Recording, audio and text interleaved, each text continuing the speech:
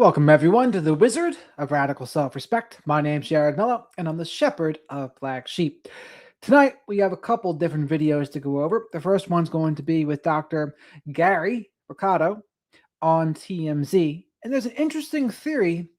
Was the abduction of Nancy Guthrie staged?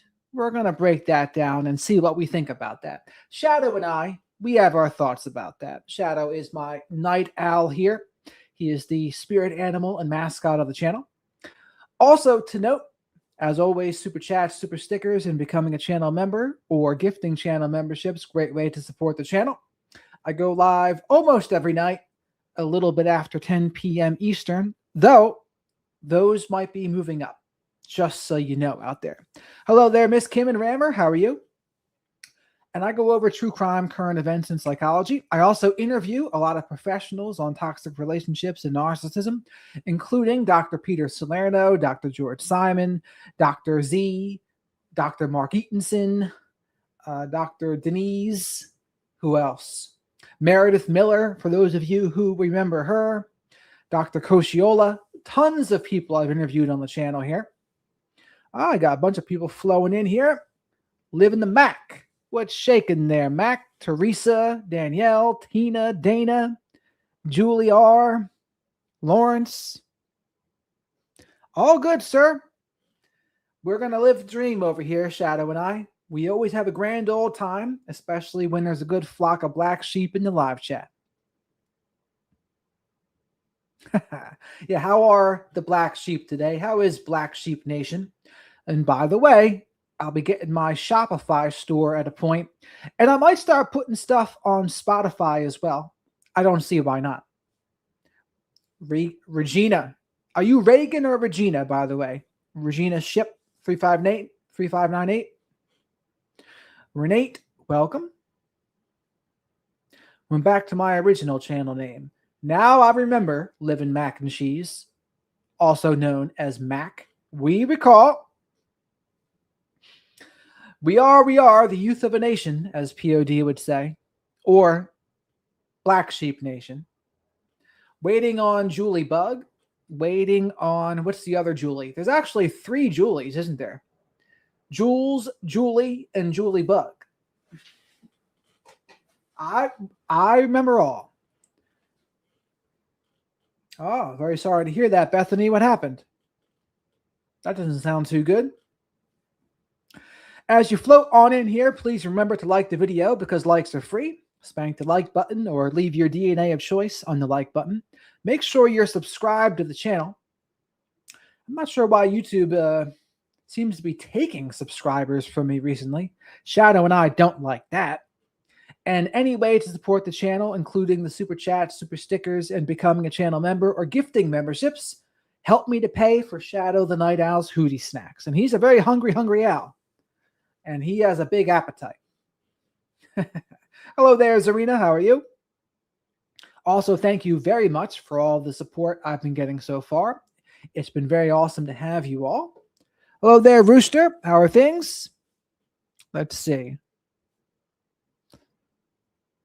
That's funny. Thank you, D. Let's see if we can get to at least 150 tonight. Starting off the show with a bang. I love it, Tina Williams.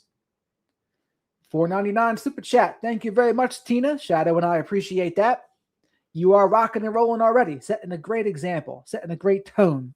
We also just had our members-only live stream a couple hours ago. That was pretty cool. I do a Q&A with the folks, and we talk about current events, all sorts of things. Nothing's off limits in the members-only chat. We have a grand old time in there, like I said.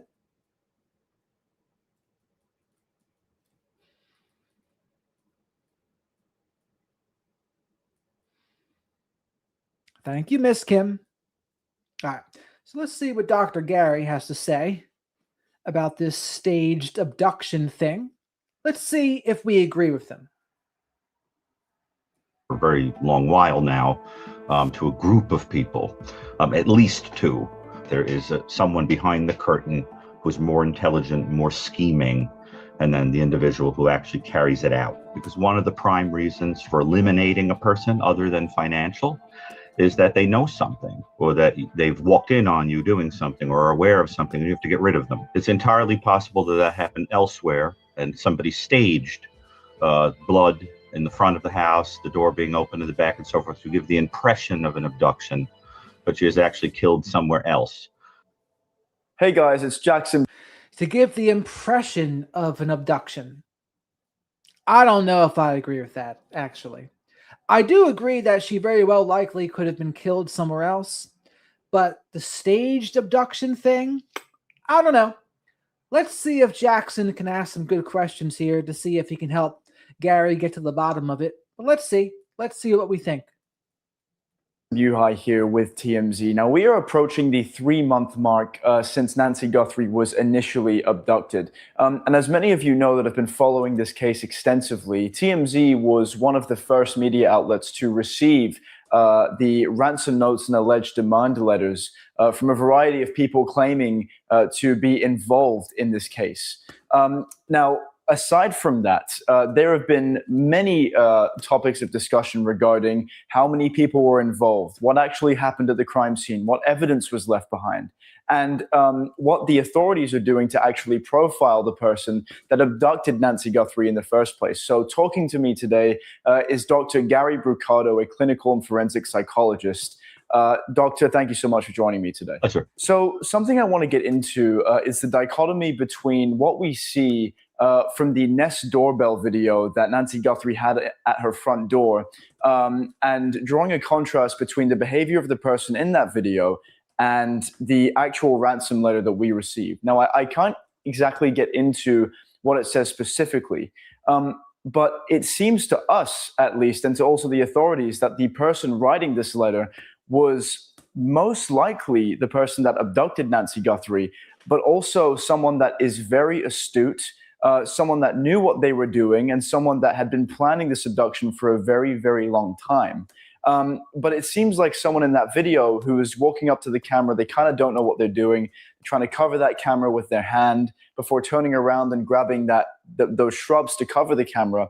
He seemed very disoriented, didn't seem like he was a career criminal. What are some things that stand out to you? I think it's very astute to pick up on the fact that there are likely multiple psychologies and multiple levels of intelligence involved here, which has pointed to me for a very long while now to a group of people, at least two, that are involved in this situation. I think that the individual that we see on the camera is likely a stooge or a goon or a hired person or a confederate who wasn't as emotionally involved in this, who saw this essentially as a gig, a task.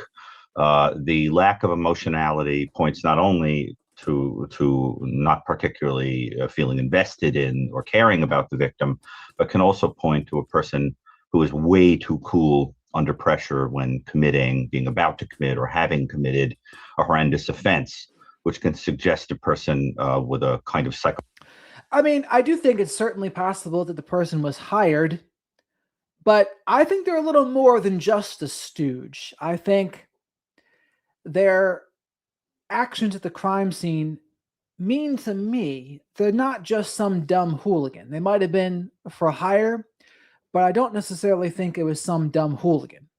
But what do you think, Chad? Do you think it was just a dumb hooligan that got extremely lucky? Or is this person a little bit experienced doing this kind of thing? So press 1 if you think they were just a hooligan that got really lucky, or press 2 if you think they have some experience and they're not as clueless as they seemed. So again, 1, if you think they just got really lucky and they're dumb.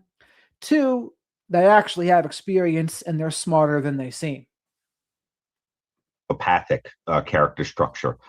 Normal individuals, or even career criminals who are not psychopathic, are going to show a little bit of physiological activity when they're about to do something horrible. They're a little nervous, even just about capture. The only evidence of fear of capture on the video was the costume that the person wore, which was not especially professional. I do think that your question is in line with my sense that what we have here is what I've called the waiter and chef idea, right? That there is someone behind the curtain who's more intelligent, more scheming, and then the individual who actually carries it out, about whom I think the mastermind figure couldn't care less. So you're intimating there was a mastermind behind this entire thing that, subsequently hired somebody else to conduct the abduction? Or I definitely think that's plausible. Now, the big question, of course, would be, who is the mastermind? Is the mastermind someone close to the family? Is the mastermind someone completely random that wanted to punish Savannah Guthrie for a different reason? I don't know. Shadow and I are not so sure about that one. It's up in the air. I do think it's a punishment / revenge for Savannah. Maybe even partially for Michael Feldman, too. That's Savannah's husband. And it looks like most of the chat thinks they were experienced criminals in the Nest camp. They were smarter than people thought, to which I agree. I do think they're smarter than law enforcement was initially giving them credit for. Or at least knows them, is in some confederacy with them financially or for some other reason. I think the motives of the individuals are a little different. Probably there's a financial element, but it's entirely possible that the person behind the curtain, who I am convinced to some degree, whether minor or major, knew the victim, that individual may have had a mixture of motives. There could have been an emotional element mixed in there too. Looking at this case very carefully, using statistics and likelihoods and years of experience with this stuff, I am convinced, as are many of my colleagues, that what went on here falls into one of two general buckets. We have ruled out the likelihood of a sexual motivation, a clear robbery situation that went haywire. What we're left with is the question of whether there was an abduction attempt for money that went south, and then somebody attempts to collect the money anyway through ransom, or there's some mixture of real attempt to collect ransom and phony people that are just parasitically trying to reach out to the family for money. And the second likelihood is that there is someone who knew the victim, wished to eliminate her for some reason, and created a charade of there having been an abduction where it was actually just a homicide. And when a ransom note is written, the person isn't even with us anymore. That is a phenomenon that in my work I have called elimination murder. And it is very typical in an elimination murder to create the impression that an outsider with no connection to the victim came in and did it. And you work very, very hard to cover your tracks and conceal your connection to the individual. However, if you're not a career criminal, you mess up and you don't fake or stage a more likely motivation for an intrusion. Interesting. Welcome, Michelle J. Shadow and I appreciate the super chat here. I can't stay on long this evening, but I wanted to get Shadow some treats tonight. Keep up the amazing video, sir. Oh, Shadow and I are extremely grateful for your support. Super chats and super stickers, becoming a channel member, or gifting memberships. Great way to support the channel, and they help me get Shadow the Night Owl's Hootie Snacks. We had our members-only live stream earlier tonight at 8 p.m. Eastern. So again, thank you very much. I appreciate it. Shadow does too. Everyone else, likes are free, so make sure you punch that like button, leave your DNA of choice in the like button, and subscribe to the channel.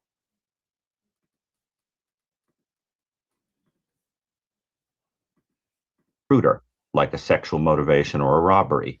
And so what you're left with is the question of, well, then what? So people don't tend to do that very well when they try to do it. So I think one of those two things is going on. Right. And so what I want to ask you is, in your experience, from the time that we see the guy at the front door in that doorbell footage, and the time that Nancy Guthrie's pacemaker disconnects from her phone 42 minutes later, it seems like he spent a lot of time in that house. And what you're intimating is, to you, with the information at hand, it seems like this was somebody that went in there with the intention of harming her instead of taking her for ransom. Would that be correct? That's one of two scenarios that I would propose. I also think, and I agree with that. I think it wasn't for ransom. I think it was to harm her.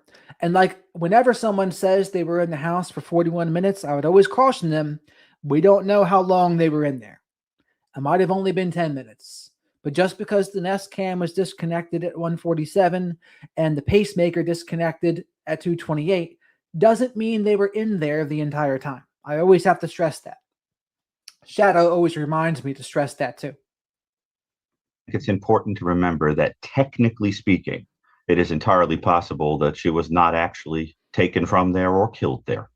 It's entirely possible. Now, I don't know about the not taken from there part. I agree with not being killed there, but let's see what he says to explain himself. But first, Chatty Cathy has a super chat. In case I fall asleep, I want you to have a snack for me. Oh, Shadow really appreciates that, Chatty. We also appreciated you in the members only live stream. So thank you very much. Shadow gives you a thumbs up. And thank you again for everyone who's been supporting the channel. It's been awesome to have all of your support. Shadow and I are very grateful to have such an awesome flock of black sheep, the Black Sheep Nation. So let's see what he says. He said that he wasn't killed in the house, to which I agree, but not even taken. I want to hear what he thinks about that. Possible that happened elsewhere.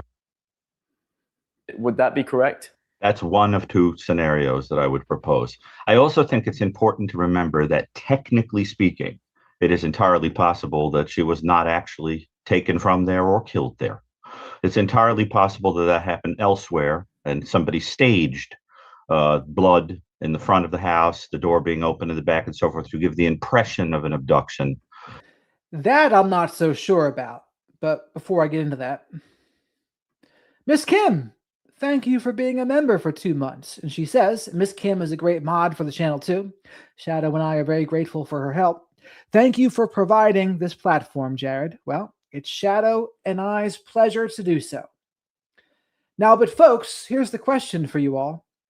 Do you think that that blood on the front porch was staged and she wasn't even taken from there?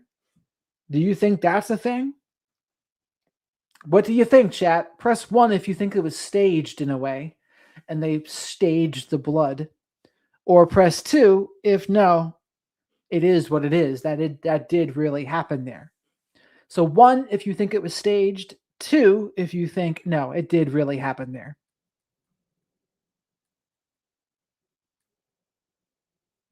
Oh, we got another super chat here. Oh, God diggity. So Mike thinks it's staged. Spray bottle.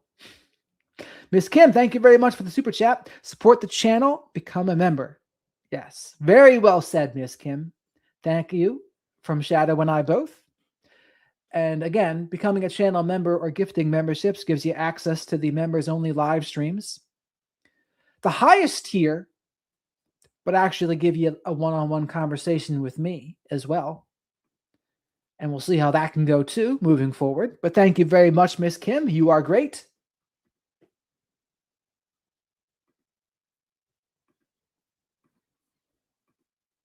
But she is actually killed somewhere else, or whatever fate befell her, I'm sorry to say, somewhere else. And the reason, of course, for doing that is to give the impression of a total stranger coming in and doing something. And it is in that context that somebody sending ransom notes can be part of a deception process. But notice there's never any proof of life in these. In a real ransom situation, based on statistics, generally the ransom note is communicated within 24 to 48 hours, and the matter is resolved in a week or less. And the reason is that the offender or offenders do not want someone in their presence for that long because it leads to too much risk of capture. And the person is precious cargo. You don't want anything to happen to them, or there's no financial value in the abduction. You certainly wouldn't have a person who was bleeding and didn't have their medicine or any of these other things that happened at this scene. That suggests to me a situation where somebody is already, unfortunately, possibly deceased. Or I'm trying to think what the motive would be, though, for the staged scene, because her phone app said that she was there the night before. The garage door opened and closed 9:48 and 9:50 p.m. So the staged thing might make me think, if it wasn't for that, well, maybe she never got home from Annie and Tommaso's. Maybe that's what that means. But it does look like the garage door opened and closed at 9:48 p.m. and closed at 9:50 p.m. So what would be the motive for staging that part? Because I think she was definitely taken from there. It doesn't mean she was killed there, but I do think she was taken from there.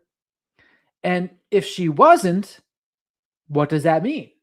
It really only leaves the option that she was taken somewhere from Annie and Tommaso's house, right? What else would it be? What else could it possibly be?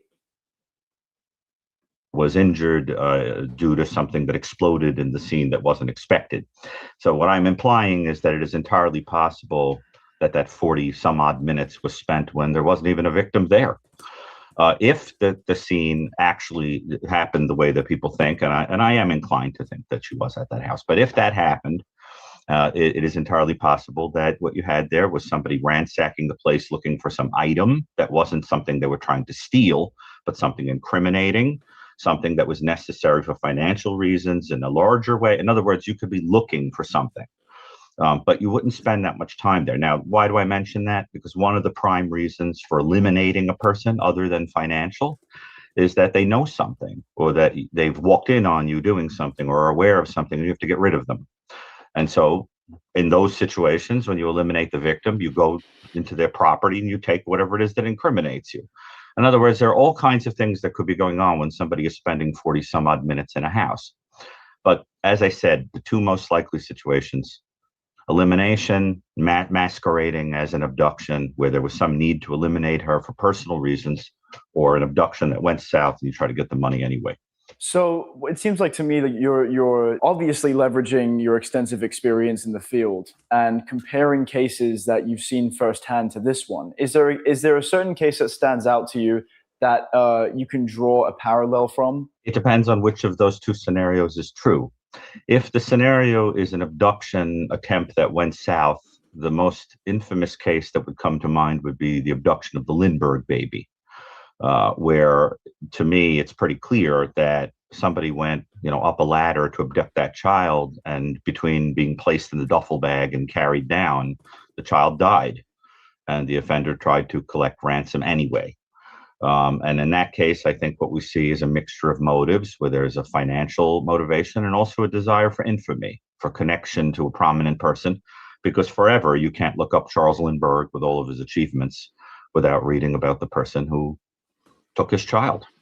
So they're bound together forever in history, right? That's the one thing that happens.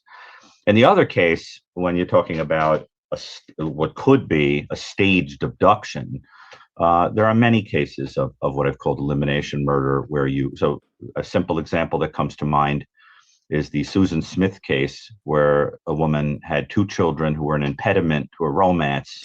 Thank you, Laura. The chat didn't notify me Mike did this. Usually I get like a notice at the top of the screen. So thank you, Laura. Mike gives a super chat. Thank you very much for this, Mike. Jared, did you see my opinion on Nancy today? I believe I did. I can read it for the chat here too. I uploaded a video of not me playing any other videos. It was just me giving commentary, which I do want to do more of that in the future here. But I'll read you what Mike had to say. God damn it. So this is what Mike had to say. He says, I've heard 30-year murder investigator, excuse me, if I could only talk.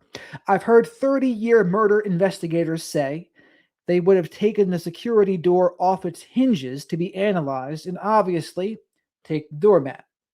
I would think that's a good way to go. I agree with that. Melanie says, you are correct. This had nothing to do with money or ransom. This was a quote-unquote message sent to our government's highest levels. You didn't mention the cartel carry, the way the porch guy was hanging his gun in the middle. The Mexican cartel wars are very hot right now if you study it. El Mencha was assassinated 6 weeks ago with U.S. help. Weird stuff going on in El Paso.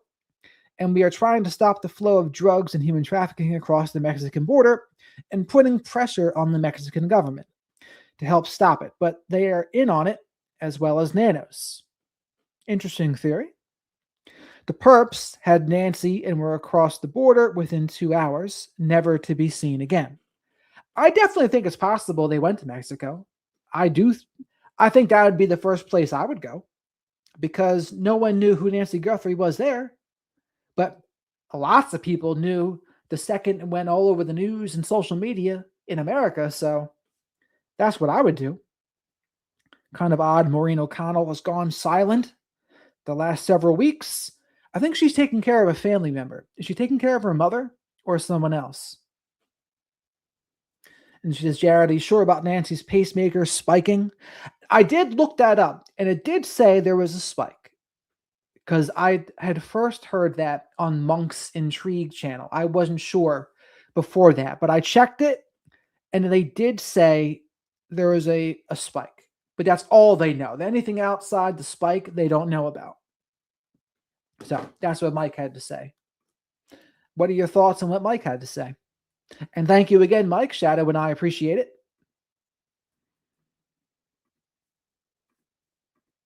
Her significant other, her boyfriend, didn't want children, so she drowned them and created a story that a man pulled up in the car, carjacked the vehicle, took the children off, and then they were gone, and she cried crocodile tears on TV and so forth. So there, what you had was the staging of a story in which a total stranger with no clear motive did something where really the goal was to get rid of the children because they were an impediment to you. Also, one of our members of the flock of black sheep. Hello there, Mav's wifey and husband. That was good for Chatty. But Jackie has to say, Jackie had surgery today. Hello, everyone. Still a little out of it. Was admitted to hospital due to blood pressure dropping during surgery. Staff stated, I'm stabilizing. My daughter is staying the night with me. Well, I'm glad things are stabilizing. Shadow and I and the rest of the flock of black sheep wish you some good vibes. And then she also says, talk more tomorrow, family. I'd say, all right, rest up and take care of yourself, Jackie. We are all here for you, and we're sending you good vibes too.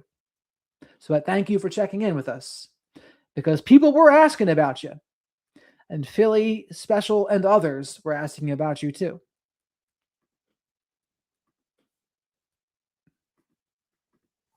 And so those kinds of stories are actually, fairly common. But because you're dealing with unsophisticated offenders, they don't do a good job of it, and you catch them. With the information at hand, is it possible for you to build some kind of a profile on who this person might be? It depends if you're talking about the individual on the camera or the individual behind the camera. I am absolutely sure in my mind that this did not involve only one person for several reasons. But let's say we're talking about the person on the camera.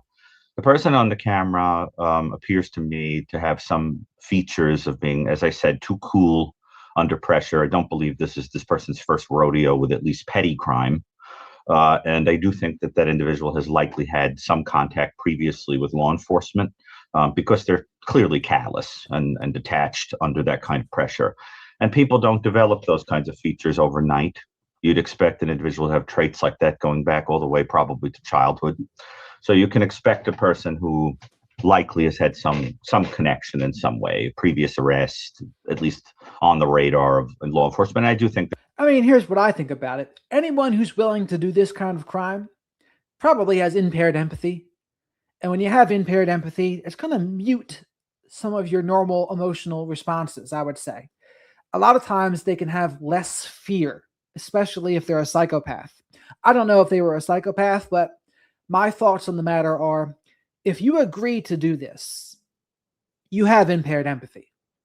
Almost no exceptions. So take that for what it's worth as well. And that could explain some of the looking calm thing too. Usually you see that people that get caught the most in crimes is when they're addicts that are trying to do anything for their next fix. They're desperate.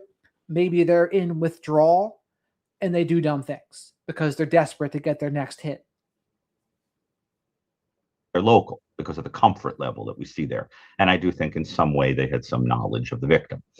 Now, I would add to that individuals like that, while they are not particularly afraid of bodily harm or threat to themselves, do tend to be very reactive to interpersonal slights to their ego.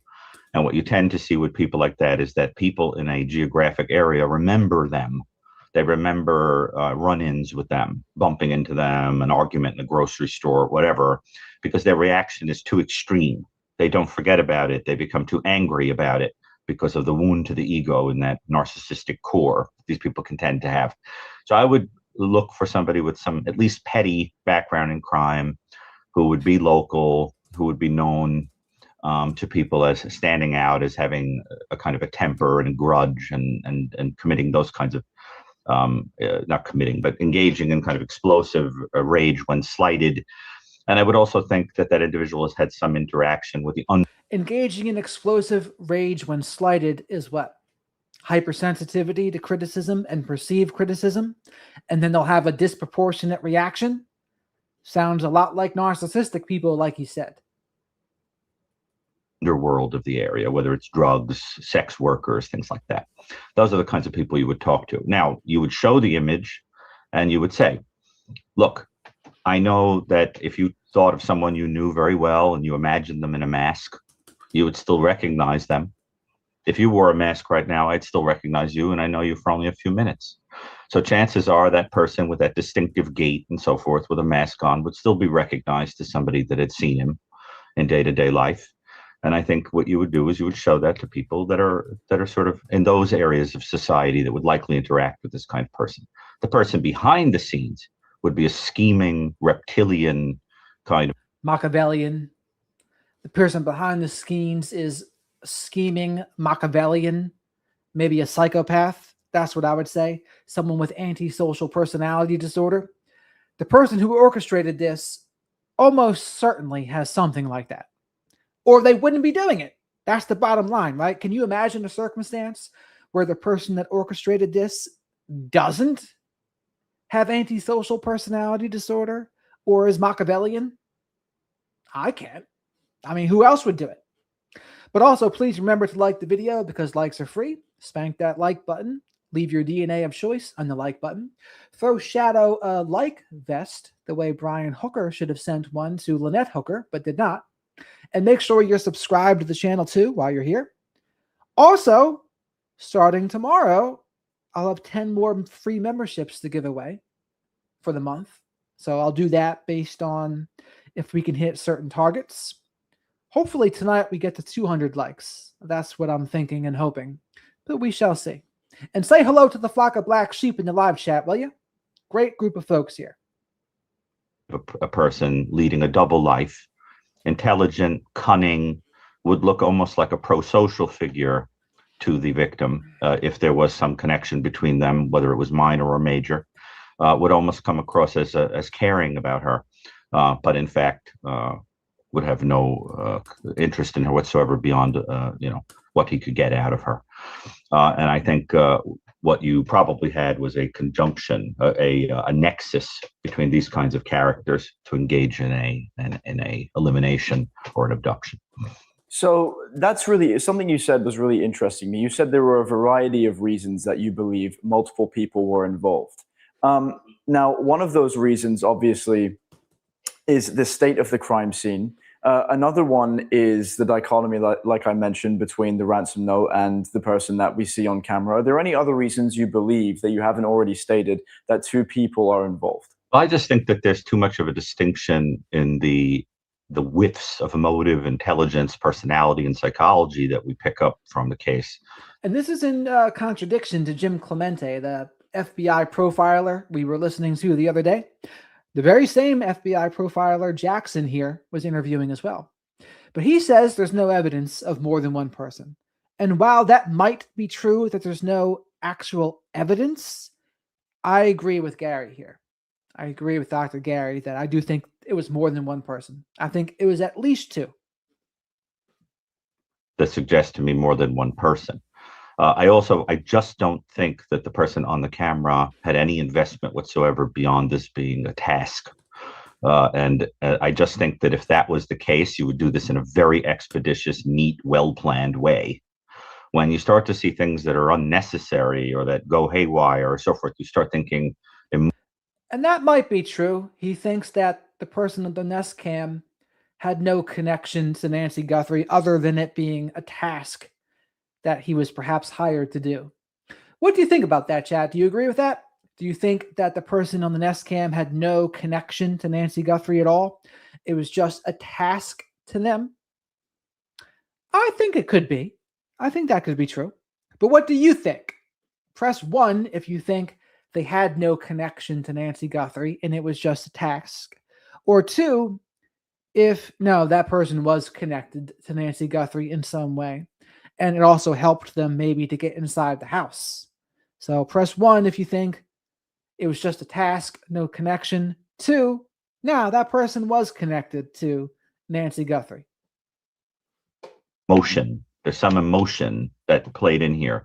Or the person wasn't intelligent enough to anticipate or sensitive enough to anticipate what human beings do when you come in the middle of the night and try to take them. But I think it is important to bear in mind that it is from the hints of there being different kinds of characters at play that I get that sense. What I envision, if there was a true abduction from that home or even an elimination in that home, you have to picture a situation where 2 or more people would be necessary to remove a person, place them in a vehicle, have somebody driving while the other person is, perhaps tending to putting the person in the vehicle, that kind of thing, like an escape vehicle and the person inside or something like that. You picture 2 people involved. I just think one of them got caught on the camera. Do you believe? I mean, here's the other thing about it, though. We don't even really know anyone connected to the Guthrie family, right? Who do we know? We know Annie, Savannah, Tommaso, and Cameron. Who else do we even know that would be connected to Nancy Guthrie? Band members of Tommaso? Would that even be considered connected to Nancy Guthrie? I don't think so. That person wouldn't be really connected to Nancy Guthrie, I don't think. So we're really only thinking about, when we say connected to Nancy Guthrie, it's really only a small sample we're choosing from, right? So that's why I agree. I don't think they were connected. I think Dr. Gary's right about this. Because I don't think it was Tommaso on the front porch cam. I just don't. I don't think it was him. Believe that the person behind this is local to Tucson? I believe everybody involved is local. And why is that? I just think that the comfort level, the familiarity, and also it's a very odd victim to choose. I mean, if you were choosing a person for ransom, you would pick a person who is independently wealthy and likely to survive. You wouldn't pick a person octogenarian who happens to be the first degree relative of a wealthy person and all of that. There's too many things about it that are a strange choice. The fact is that from a purely pragmatic perspective, there are other people you could have kidnapped that would have been easier targets, more likely to live, worth a lot more money, and would have had their own wealth. So I just think that the whole thing points to me to somebody that is trying to make this look like an abduction when it was something else. It's interesting that you say that because, where Nancy Guthrie's house is located in relation to Tucson, in the Catalina foothills, it's a very deserted area. There's a lot of space between her house and her neighbors. And it seems like, because no other video footage has come out, at least to the public's knowledge, that after the abduction had it taken place at her house, they knew exactly the route to take where they wouldn't be seen by any cameras or any other people. So yeah, it's quite interesting. And yeah, I mean, it's probable that they were Tucson locals. Can you think of any other motives behind why these people might have conducted this abduction? If it was a true abduction, the primary motivation is usually financial. And in most abductions, which actually are quite rare in the United States, most abductions are by people who know you. They're mostly of children with sexual motivations or in custody situations. When you're dealing with an elderly person, it's very, very strange to abduct them unless there's a financial motive. But as I said, it's a poor choice for somebody to take ransom because there's too much danger to the individual in terms of not surviving. If it is something that is being staged to look like an abduction, the general reasons that you see in an elimination homicide are an emotional one, like you simply loathe the person for some personal reason, right? And in those situations, you tend to see extra activity, like overkill activity or things that show the passion or the anger that you feel towards the individual, unless, of course, you're using a hired gun or a person to look like, a stranger did it. And the other things that you might see are the elimination of impediments, like somebody is in the way in a line of succession to something financial, or a will. Somebody is in the way of a romance. Somebody has witnessed something and knows too much incriminating about you. Or another common one would be, let's see, witness, money, romance, impediments. I mean, I think those are and someone being a burden. If somebody is a burden in terms of health, I'm aware of cases where people eliminate loved ones that they're tired of taking care of and they want to go off somewhere and live a different kind of life with the money that they'll get, and they don't want to take care of the person anymore. But those kinds of situations are not uncommon. But what I want to emphasize is, whereas I do think that the people involved, certainly the primary person behind the scene, knew this victim in some way, that could be anybody. That could be a passing relation, like a person who worked in a house or knew the layout, or contractor or something like that. Or it could be an intimate, a person that you really thought cared about you in your private life. Doctor, thank you so much for your informed perspective. I appreciate your time, and thank you for joining me today. Sure. Hey guys, thanks.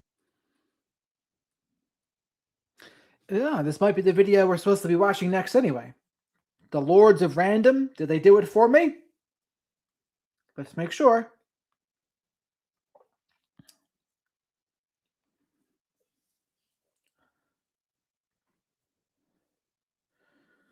Yes. The Lords of Random did it for me. And Philly Special, you made Shadow the Night Owl blush that you wanted to pet him. He is very petable, isn't he? But before we get into this Brian Etten video, make sure you like the video because likes are free. Leave your DNA of choice in the like button. Maybe spank the like button if you're feeling a little frisky out there. Make sure you're subscribed to the channel and hit the notification bell. Say hello to the flock of black sheep in the live chat here. We have a great group of folks, very supportive community. Black Sheep Nation, we call them. And as always, super chats, super stickers, and becoming a channel member or gifting channel memberships, great way to support the channel. And they help me pay for Shadow the Night Owl's Hootie Snacks. And he's a hungry owl, let me tell you. And I like a happy Shadow because a cranky and hangry Shadow can be pretty grumpy. He can morph into a crankopotamus. So much for checking out my show. Really appreciate it. Please click to subscribe. I really appreciate all the support. It is day 88 since Nancy Guthrie vanished from her home here. It's Nancy's house right behind me in Tucson, Arizona. I'm back in Tucson, working on a couple of new stories, working on a Nancy Guthrie special that we're putting together for the CW, which is going to air next week, which I'll have more information for you guys on. You guys can see the memorial still here outside Nancy's house. But I just spoke with one of my sources close to the investigation, trying to get some new information. And I'm told that they're really at a lot of dead ends behind the scenes, still going through leads. Thousands and thousands of tips have come in, which they haven't gone through all of them yet. So you can't call it a cold case. But there are no suspects. There's no significant developments. I'm trying to nail down, though, a couple of new details, which I'm going to get into in this episode. I'm talking to, if you guys have watched my episodes in the past, I've talked to him many times, Bob Kriger, who was over the SWAT team with the Pima County Sheriff's Office. He was with the sheriff for a long time, now retired, but just a wealth of knowledge. And I'm going to talk about some of these new little details with Bob. Bob it's been about a month since I've been here. Mm-hmm. Yeah. Have you heard anything new? Everybody's just kind of wondering. It's now been almost 3 months. Yeah. Since Nancy vanished. Yeah, nothing. So chat, who is this guy? I think we've seen him before, but who is he? Or I can rewind and tell me too. Look at the pup. Nice pup he's got here. But who is he talking to? The new, I've reached out a few times, kind of knowing the same thing that the media's knowing. And that's really what's going on. I think the task force, the investigators are just following up on leads at this point, anything that's going to be viable. But any new hot tips? No, I haven't heard anything. Yeah, one of my sources close to the investigation said there really just is nothing new. You're right. Which is, does that surprise you? The sheriff's office, he was with the sheriff for a long time. couple of new details, which I'm going to get into in this episode. I'm talking to, if you guys have watched my episodes in the past, I've talked to him many times, Bob Kriger, who was over the SWAT team with the Pima County Sheriff's Office. He was with the sheriff for a long time, now retired. So Bob Kriger, who was with the SWAT team and worked with the sheriff. Okay. But just a wealth of knowledge. And I'm going to talk about some of these new little details with Bob. Bob it's been about a month since I've been here. Mm-hmm. Yeah. Have you heard anything new? I mean, everybody's just kind of wondering. It's now been almost 3 months. Yeah.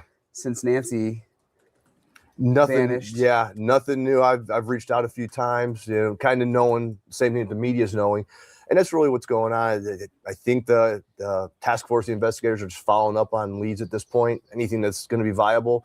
But any new hot tips? No, I haven't heard anything. Yeah, one of my sources close to the investigation said there really just is nothing new. You're right. Which is, does that surprise you? It does, but it doesn't. Based on kind of how this went and kind of how I think people feel what happened to Nancy probably early on, I think that the folks who did this quickly pivoted. Unfortunately, she's probably deceased, probably passed away at this point.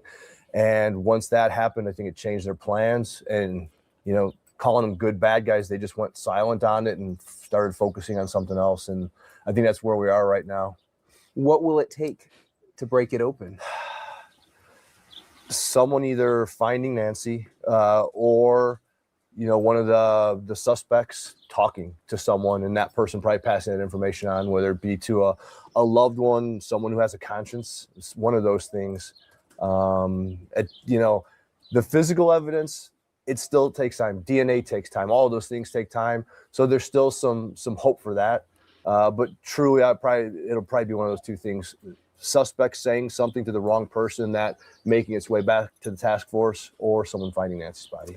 Someone close to the department was telling me there's something called the RAT team. Have you heard of that? Robbery? Our robbery assault team. Yeah. That's what we call our robbery assault folks who investigate the violent crimes in the sheriff's department. Okay. Mm-hmm. And I heard that perhaps they should have been the ones to investigate initially, that they're faster than homicide sometimes. Is there any truth to that? No.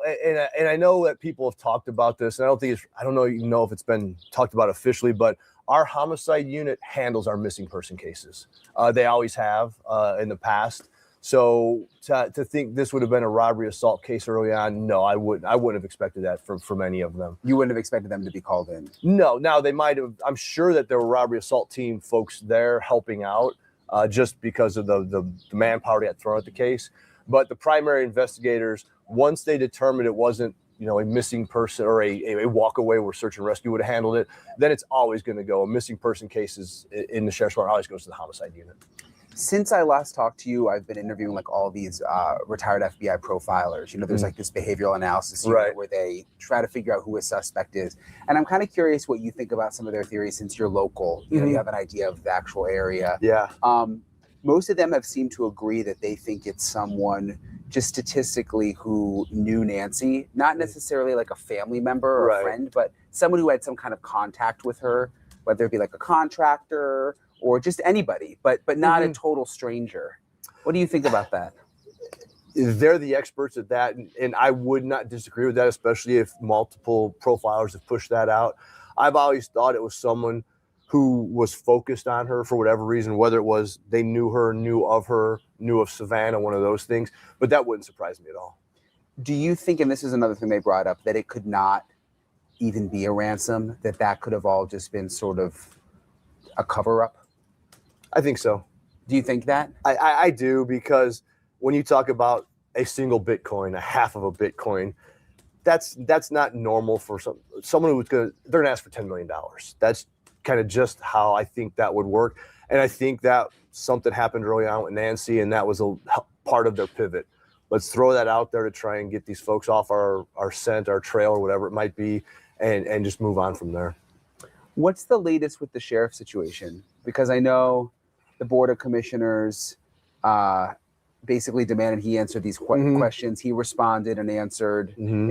What happens next there? So it's my understanding that he had 10 days to respond to the answers under oath. It's my understanding that his responses were not a sworn statement. They were not under oath. So in my opinion, he kind of, flipped his nose at the Board of Supervisors. So now they will go on to the process of the next step is they will have to, vote amongst themselves if they want to attempt to remove him from office. And I don't know the ins and outs of the statute that they're working under, but that would be a decision by the board members that would say, there's a lot that has gone into this. There's a lot of things that, in my opinion, the sheriff has done wrong. And factually, he has absolutely failed as a leader. He's lied under oath. He has shown through independent investigators that he expects his commanders to violate the code of ethics like he did. That is fact. That's not my opinion. He used his position in government for political gain. Again, not my opinion. That's fact. So what he said there was, since what Sheriff Nanos did in that 22-page response is not under oath, he's basically saying, what can you really take from it? How much can you believe it if it wasn't under oath? That being said, just because something's under oath, everything that happens in a court of law is technically under oath. But does that stop people from lying? Of course not. So, but he's saying it wasn't under oath, so don't put too much stock in what he had to say. He said Sheriff Nanos is basically turning up his nose at the supervisors. Multiple doggies there, Shadow sees. How about that? That was found out. So these are the things that the Board of Supervisors has to take into consideration. And did all of that affect the case with Nancy? I'm sure it did, because that trickle-down effect, hearing those things, it's okay to violate the code of ethics. It's okay to use my position to push people down. Heather Lappin and Aaron Cross and a few others who were pushed into positions that really neutered them for the rest of their careers. Heather Lappin, we went over this in Sheriff Nanos's 22-page response titled Sheriff Nanos Strikes Back. Heather Lappin was going to try to run against Sheriff Nanos in 2016, but he derailed her. And he just mentioned her and Sergeant Cross. They're the two people that are suing Sheriff Nanos, by the way. But he said basically Sheriff Nanos derailed both of their careers. That's what's going on here. That affects everyone within the department. So I hope that the Board of Supervisors has the professional courage to do what's right. If you have a man who lied under oath in a deposition to keep his multiple suspensions back in El Paso out, he didn't misspeak on that. Brian, if I asked you, how many times have you been suspended from your job? What's that answer? Thankfully, never. Yeah, me either. Yeah. That's not a question you have to think about. Yeah. That's a question the answer to just like that. And I challenge anyone to ask a friend, a neighbor, a coworker, how many times you've been suspended? The answer is usually 0. If the answer is 8 and you say never, that's a flat out lie. That was in a lawsuit. There is no way to come back from that. He should be on a Brady list through our county attorney's office. What does that mean? That is a list that the county attorneys put together. Typically, it's for lying. Officers get on it, and it kind of neuters them in their position. That's the first time I've heard of that. If an officer is put on a Brady list, it means they're liars. And here's the other thing, folks. Prosecutors and police, they are certainly not above lying. That has happened a lot. The law has certainly not been evenly distributed in the country of America at all. If you know the history at all, you know that. So it's just something that you can't forget. It doesn't mean they're all liars, but there's certainly been some that have been. Shadow has reminded me of our run-ins with the law. Because every time it's you can't be trusted list. And there have been officers on it in the past. And every time you have to testify, hey, is it true you're on the Brady list? Yes. So it just destroys your credibility. With the sheriff at this point, he has no professional credibility left, in my opinion. That's my opinion. Going back to the Board of Supervisors, they do need to do what's right. Because if they say, we're just going to let this slide, They have now said to every member and every employee within Pima County and every citizen with Pima County, it's okay to lie to us.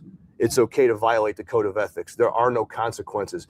It's okay to not only ask your senior commanders to also do that, but expect them to do it. And that's why the leadership this is not my opinion, is in a very bad position within the sheriff's department. And that affects the troops. That affects the people who are investigating this case. It's been like that for quite a while. I think we within the sheriff's department knew it. And that's why several of us stood up for a change at the last election. We saw what happened there. And now the nation, the world now knows what we've been dealing with.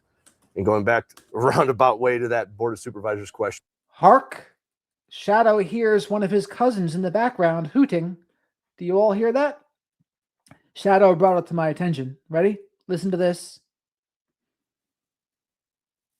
And that's why the leadership this is not my opinion, is in a very bad position within the sheriff's department. And that affects the troops. That affects the people who are investigating this case. It's been like that for quite a while.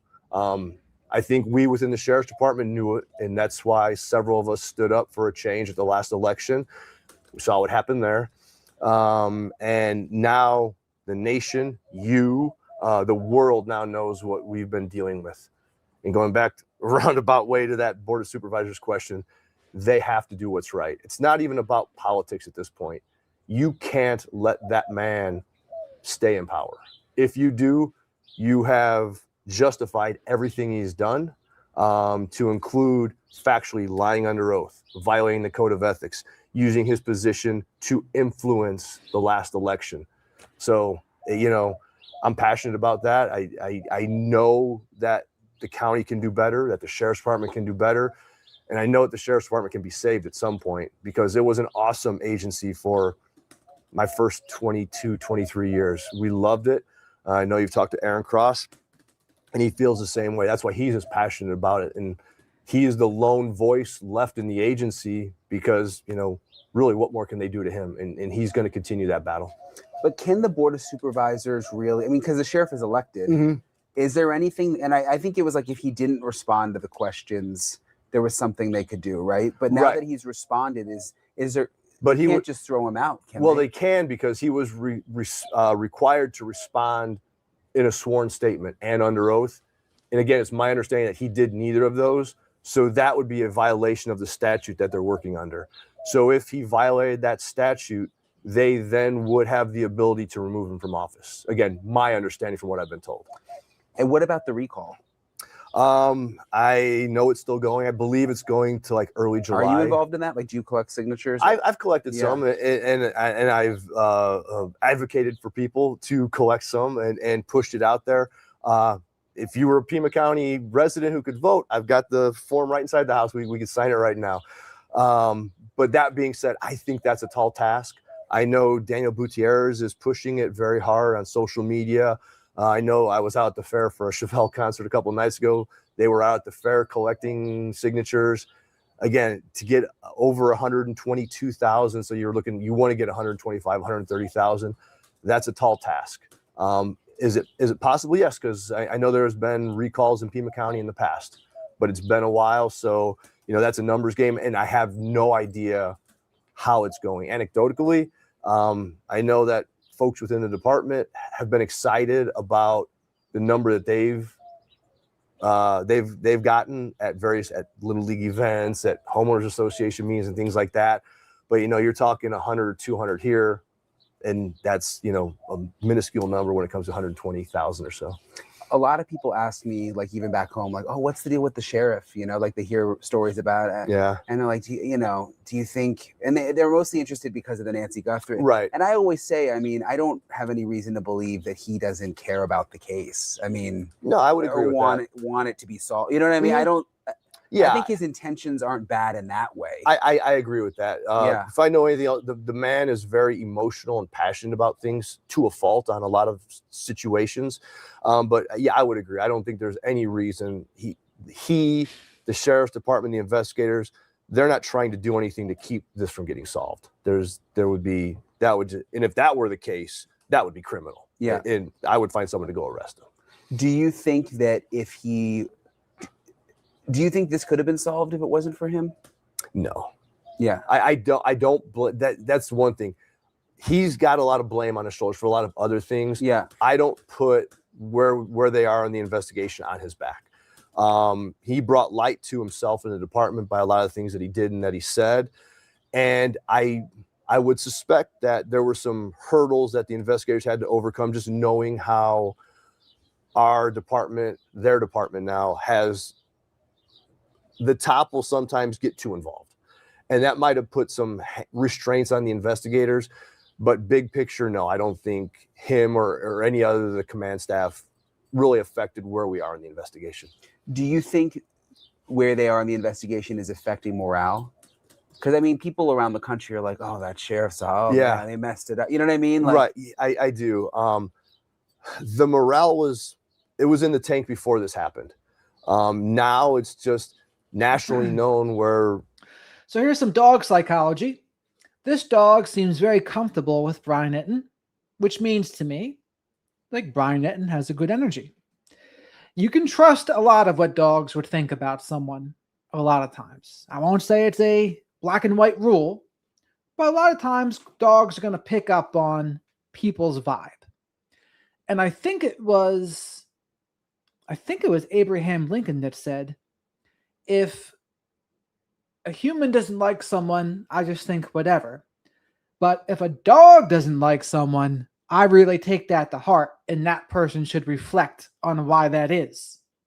Abraham Lincoln. Cats are a little more, I always say, Laura, cats are like women, where if as long as you don't want them around, the cats come on over and they're playing with you, hanging out. But if you ever want the cat too badly to come sit with you, the cat's like, screw you. It's always on the cat's terms, is what I've noticed. Most of the folks in the sheriff's department were, when you see the hundreds of years of experience that walked away, I was different, I retired, but the hundreds of years of experience that walked away to go work for other agencies, to take demotions, leave here as a sergeant, go somewhere else as a trooper or an officer, just to kind of get away from it, that tells you all you need to know. Because most cops won't leave for 50 cents or $1 an hour. Most officers leave their agency for one reason, and that's leadership. And it's toxic. It is. That's the best way to put it within the department. It is, and it has been, and the folks knew it. And now it's just known nationally, worldwide.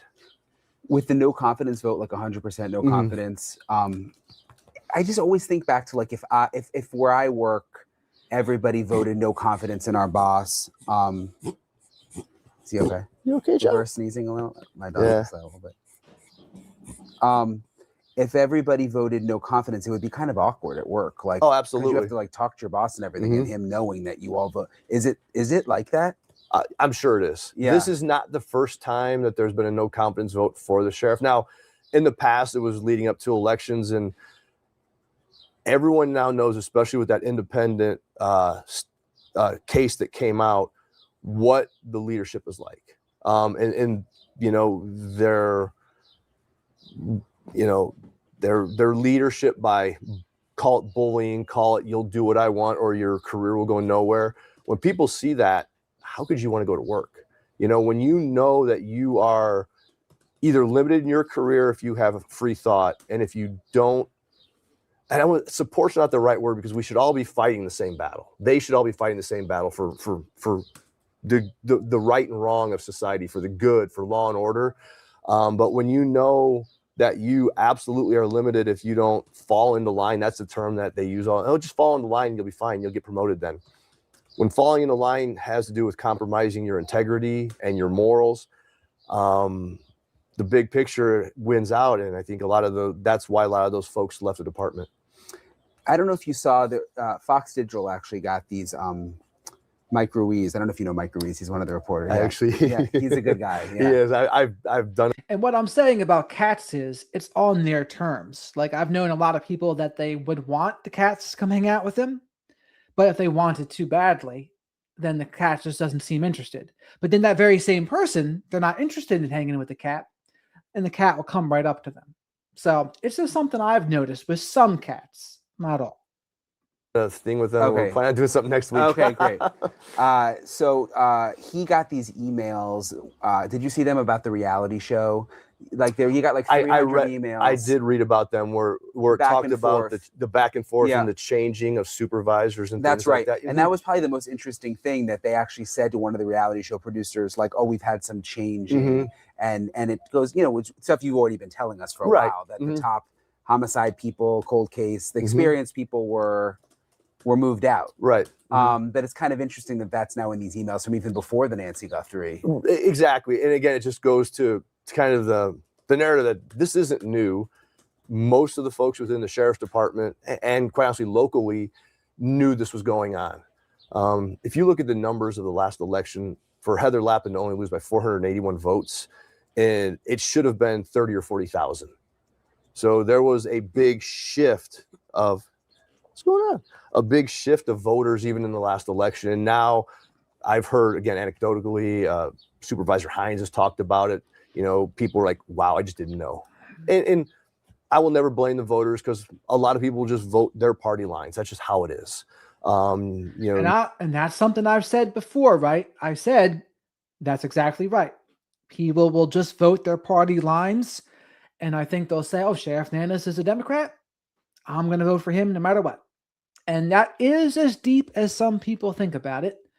And the same is true for the vice versa as well. Sometimes people will say, Republican? Yep, straight R, straight T.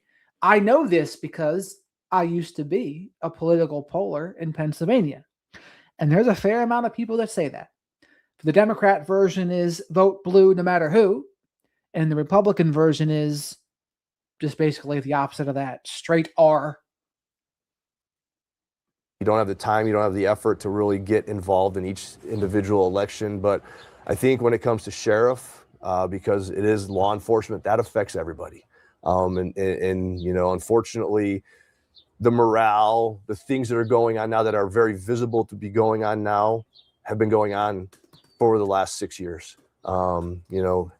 5 and then his 2 previous. When did you retire again? About 4 months ago, January 7th. Oh, so it's really recent. Yeah, January 7th. So you were under him for... Oh, yeah. Yeah. For 2 years, then he lost, and then the next 5. And were you over the SWAT team at the end when you retired? My first assignment when I was... And by the way, if you like these 2 pups here, Shadow wants me to remind you to like the video. Leave your DNA of choice in the like button. Subscribe to the channel if you're not already. Say hello to the flock of black sheep in the live chat, the Black Sheep Nation, and we call them. And as always, super chats, super stickers, and becoming a channel member or gifting channel memberships. Great way to support the channel. And they help me pay for Shadow the Night Owl's Hootie Snacks. I go live almost every night, a little bit after 10 p.m. Eastern, to talk about true crime, current events, and psychology. And thank you very much for all the support I've been getting so far. Promoted to lieutenant I was the SWAT commander for about 8 months. Yeah. And then I was removed from that. He loves to say that I let you be promoted, so why was there a problem? And then I had a myriad of assignments that were very chosen for me, we'll say. Is that because were you vocal about issues with him, or? I just would stand up. I've always stood up for the little guy. I always stood up for the little guy, and I did support Heather Lappin in the election, but very professionally. And you have to understand, if you're going to run for office, when you're, running for basically a popularity contest, you're not going to get 100% support, and that's okay. It's to be expected. I would have no problem saying I supported Heather. Those of us that did were kind of pushed aside. There weren't many who stood up for it. There were others who were behind the scenes, kind of low-key supportive, and there was a lot of that, but they knew they couldn't because they weren't at 25, 30 years of their career. They knew they had another 5 or 10 years, and if they're even at a sergeant level, they know if they want to become a lieutenant or if they want to proceed past lieutenant, which is nothing but, hey, there is no process beyond lieutenant. You are asked to become a captain. You are asked to become a chief. And that's the way it's set up, which I guess it's fine, but there's not even an interview. Like, hey, do you even want to do this? It's like, hey, you're one of us now. So there's some soul selling that goes on there. What did you think about the reality show in general? Was that happening while you were there? It was. I didn't watch much of it. It is what it is. They, for whatever reason, they wanted that desert law out there, and it's cool. It brings a little light to the sheriff's department. It's not the first time cops was ridden with the agency. Yeah. There's been other small camera crews out and things like that. It was one of those things though. 6 of one, half a dozen of the other. If they wanted to do, and they wanted to do it in a very specific way that just focused on like the patrol element of it. So I guess that's what they got. What's the vibe, would you say, with the Nancy Guthrie? I mean, when you talk to people in the community now, is it still, are people surprised it's unsolved? Are they?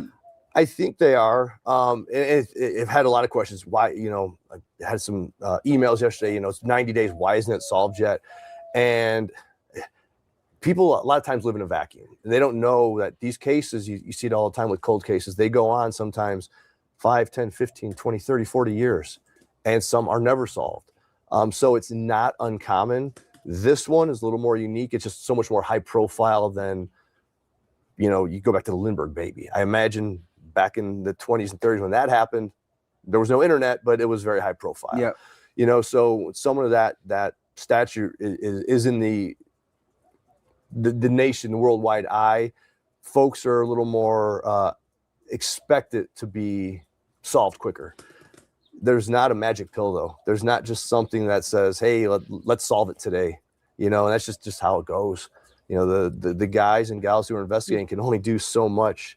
And beyond that, you also have to think with what they're doing, it has to be done the right way. It has to be, all their search warrants and follow up and questioning, because ultimately their goal is still to find someone, arrest someone, and then get them convicted.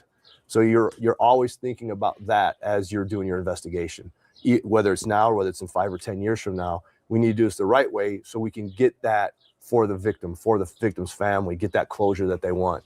And we see it. Look at the Bilbo Beach killer, things like that went on for decades. The Garden State killer, all of those things that, you have to do things the right way, because ultimately those families they deserve that closure, and you want to make sure you're doing it the right way leading up to that. I interviewed the United Cajun Navy yesterday. You remember they wanted to come and search, and they put together a proposal. There was really no response from the sheriff, and now they're going to do a different proposal. And what do you think about that? Because their whole thing is like, we just want permission and we'll go out in the desert.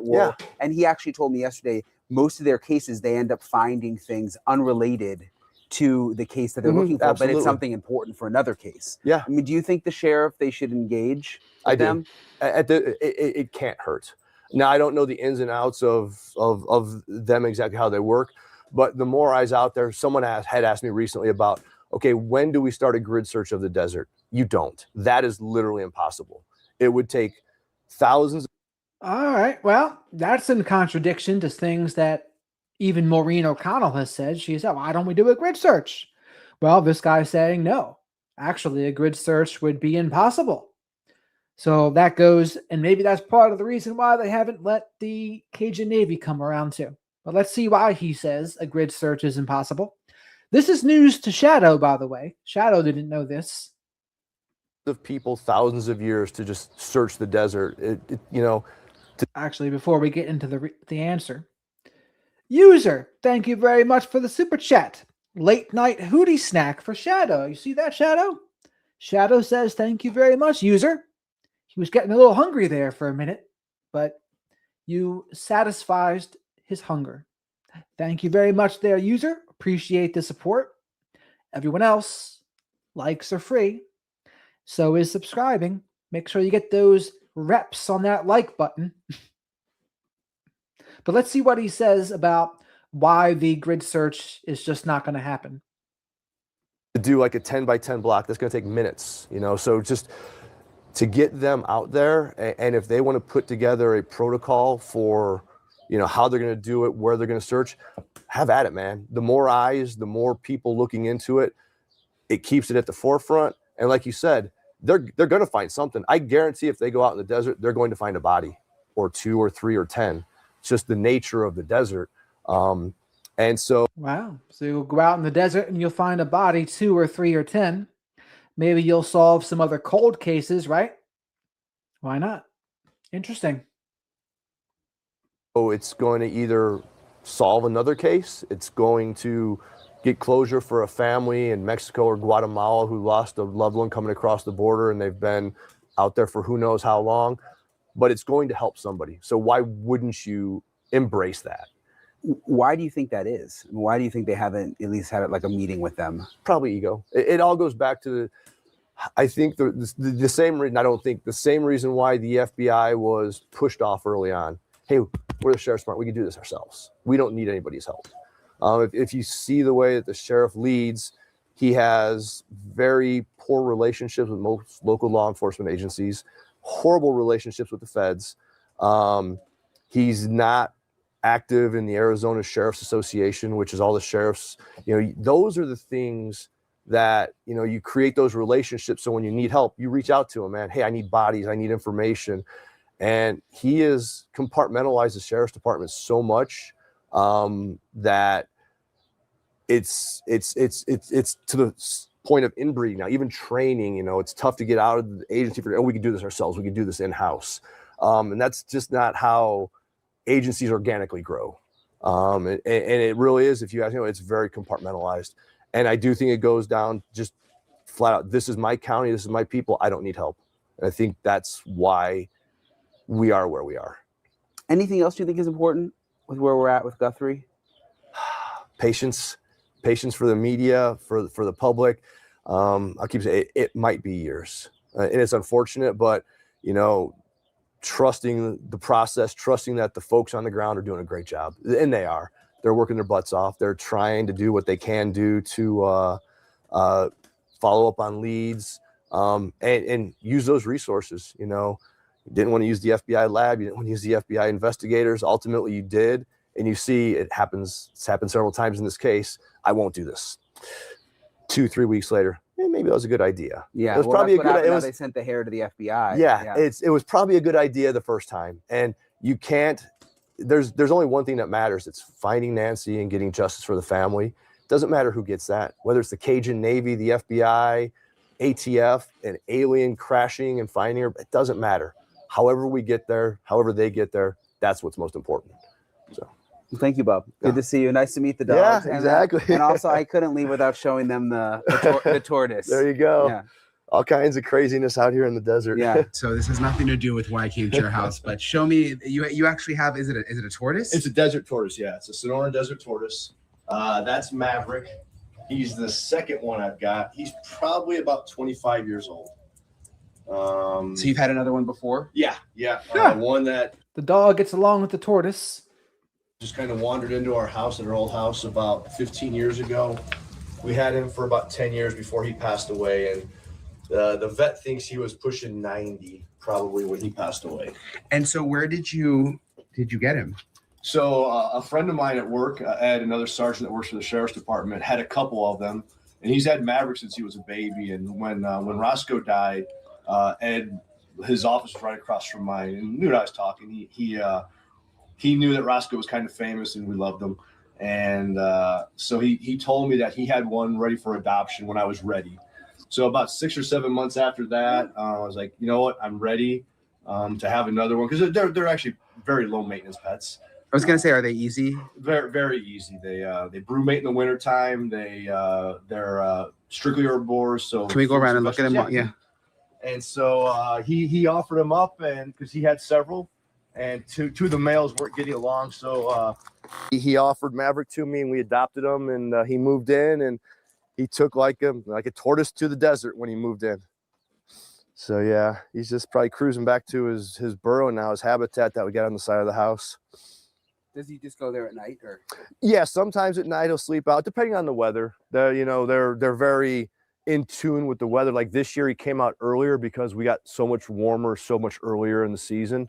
So usually they don't come out until about middle of spring training, so March, end of April, and he was out at the end of February this year. Is he pretty friendly? Oh yeah, very. You can pet him, you can pick him up. Sometimes, he's gotten very comfortable with the dogs. Like he doesn't bother him that if the dogs come up and sniff him or poke at him or anything like that. So Can you show me his his habitat? yeah, sure. He'll start making his way that way, but So you built this for him? yeah. So this was all just dirt and a little bit of gravel when we moved in. And if you can picture it, it's almost a U shape. It goes in, it goes to the right, and then it comes back this way. And it's built facing the southeast. You know, I read that's the best way to build it based on winds and things like that. But he'll go in there, and he's actually burrowed down a couple of feet as well inside there. But yeah, they use it to really keep their temperature under control since they're cold-blooded. And so he'll go in there like right now and just hang out. For how long will he stay in there? Probably till tomorrow morning if he ends up going in. Like I said, he might stay out because it's a little cooler today. Yeah. So he might find a shady area, just hunker down there and, you know, get a little more active, but then sleep that way. And does he know you? Like, does he know you're like yeah, his dad? yeah, And again, my father-in-law is kind of taken to him as well. He does all the plants around the house, and he kind of fell in love with Roscoe, and then we got Maverick. So he, you know, pretty much feeds them every day, and they don't need to eat every day. They could go weeks without food and water. They can go literally months without water. But I keep a nice little dish over there with water for him, and yeah, he's cruising. Yeah, he knows where to go. They've been around for millions of years, so they're smart animals. Really appreciate Bob for taking the time to talk with me again.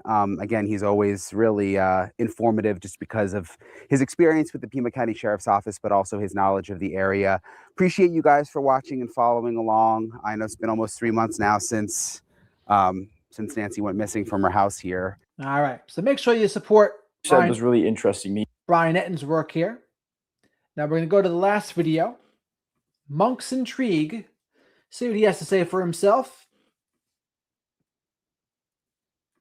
Her phone. So I'd like to thank everyone that was there watching me on the interview room live on Monday, and to the people that, and by the way, I have reached out to Monk to see if I can get him on. We'll see if he actually responds to me. have messaged me saying that they came over from that channel, and it's awesome and it's very overwhelming as well. Now my wife and a couple of friends were watching at the same time, and they were telling me how amazingly supportive the chat actually was. It's hard to know what to say because there are no words to describe how appreciative it made me feel. That I think there was a turtle named Gus that lived to like 190, like 150 years old or something. One that was alive in the 1800s. I think it might have been approaching 200 years even. But it was like born in like 1860 something. That everything went so positively. Many of you knew that I was going in there very nervous, but as the conversation with Chris McDonough and Josh from the lab went underway, you know, I felt things easing up. They were presenting me with thought-provoking questions, and I'll just give it to Chris. I mean, he's just an amazing host, and I don't have to tell you guys, but he just has this calming voice and a calming presence, and which I told him after the fact. So the oldest turtle, Jonathan, a Siamese giant tortoise living on the island of St. Helena, is the world's oldest known living land animal and the oldest chelonian ever recorded. Hatched around 1832, he is approximately 193 to 194 years old, so I was correct, as of early 2026. He resides at the Plantation House, the governor's residence, and is a Guinness World Record holder.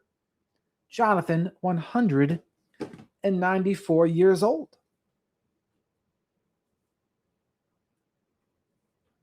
That quality, I could really see where that would make him a great homicide detective, because imagine his person of interest in front of him and that person just feeling calm and relaxed, like Chris is his friend while Chris has his hand on his handcuffs. I wasn't too sure to know how to feel about Josh because I went in not completely knowing everything, but I learned about his story along the way. Some of you commenters helped me understand Josh before I met him, so I went in there with a level of respect already.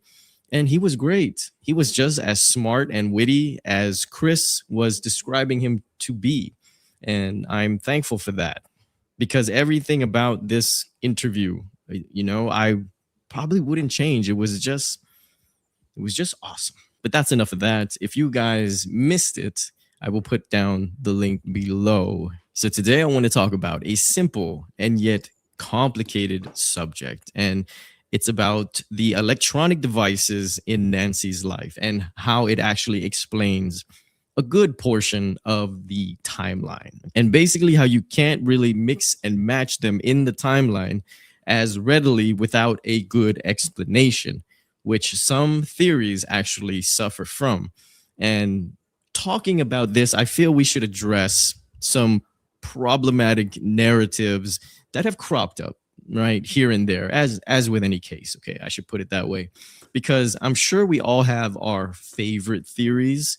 So I would just like to see if, your favorite theory, my favorite theories, how these would hold up in pairing with Nancy's devices. And I'll just pause for some laughter here. Now, this is a fair warning. I understand that some of you guys may be very partial to your theory, but if you would hear my points, then maybe you will come around.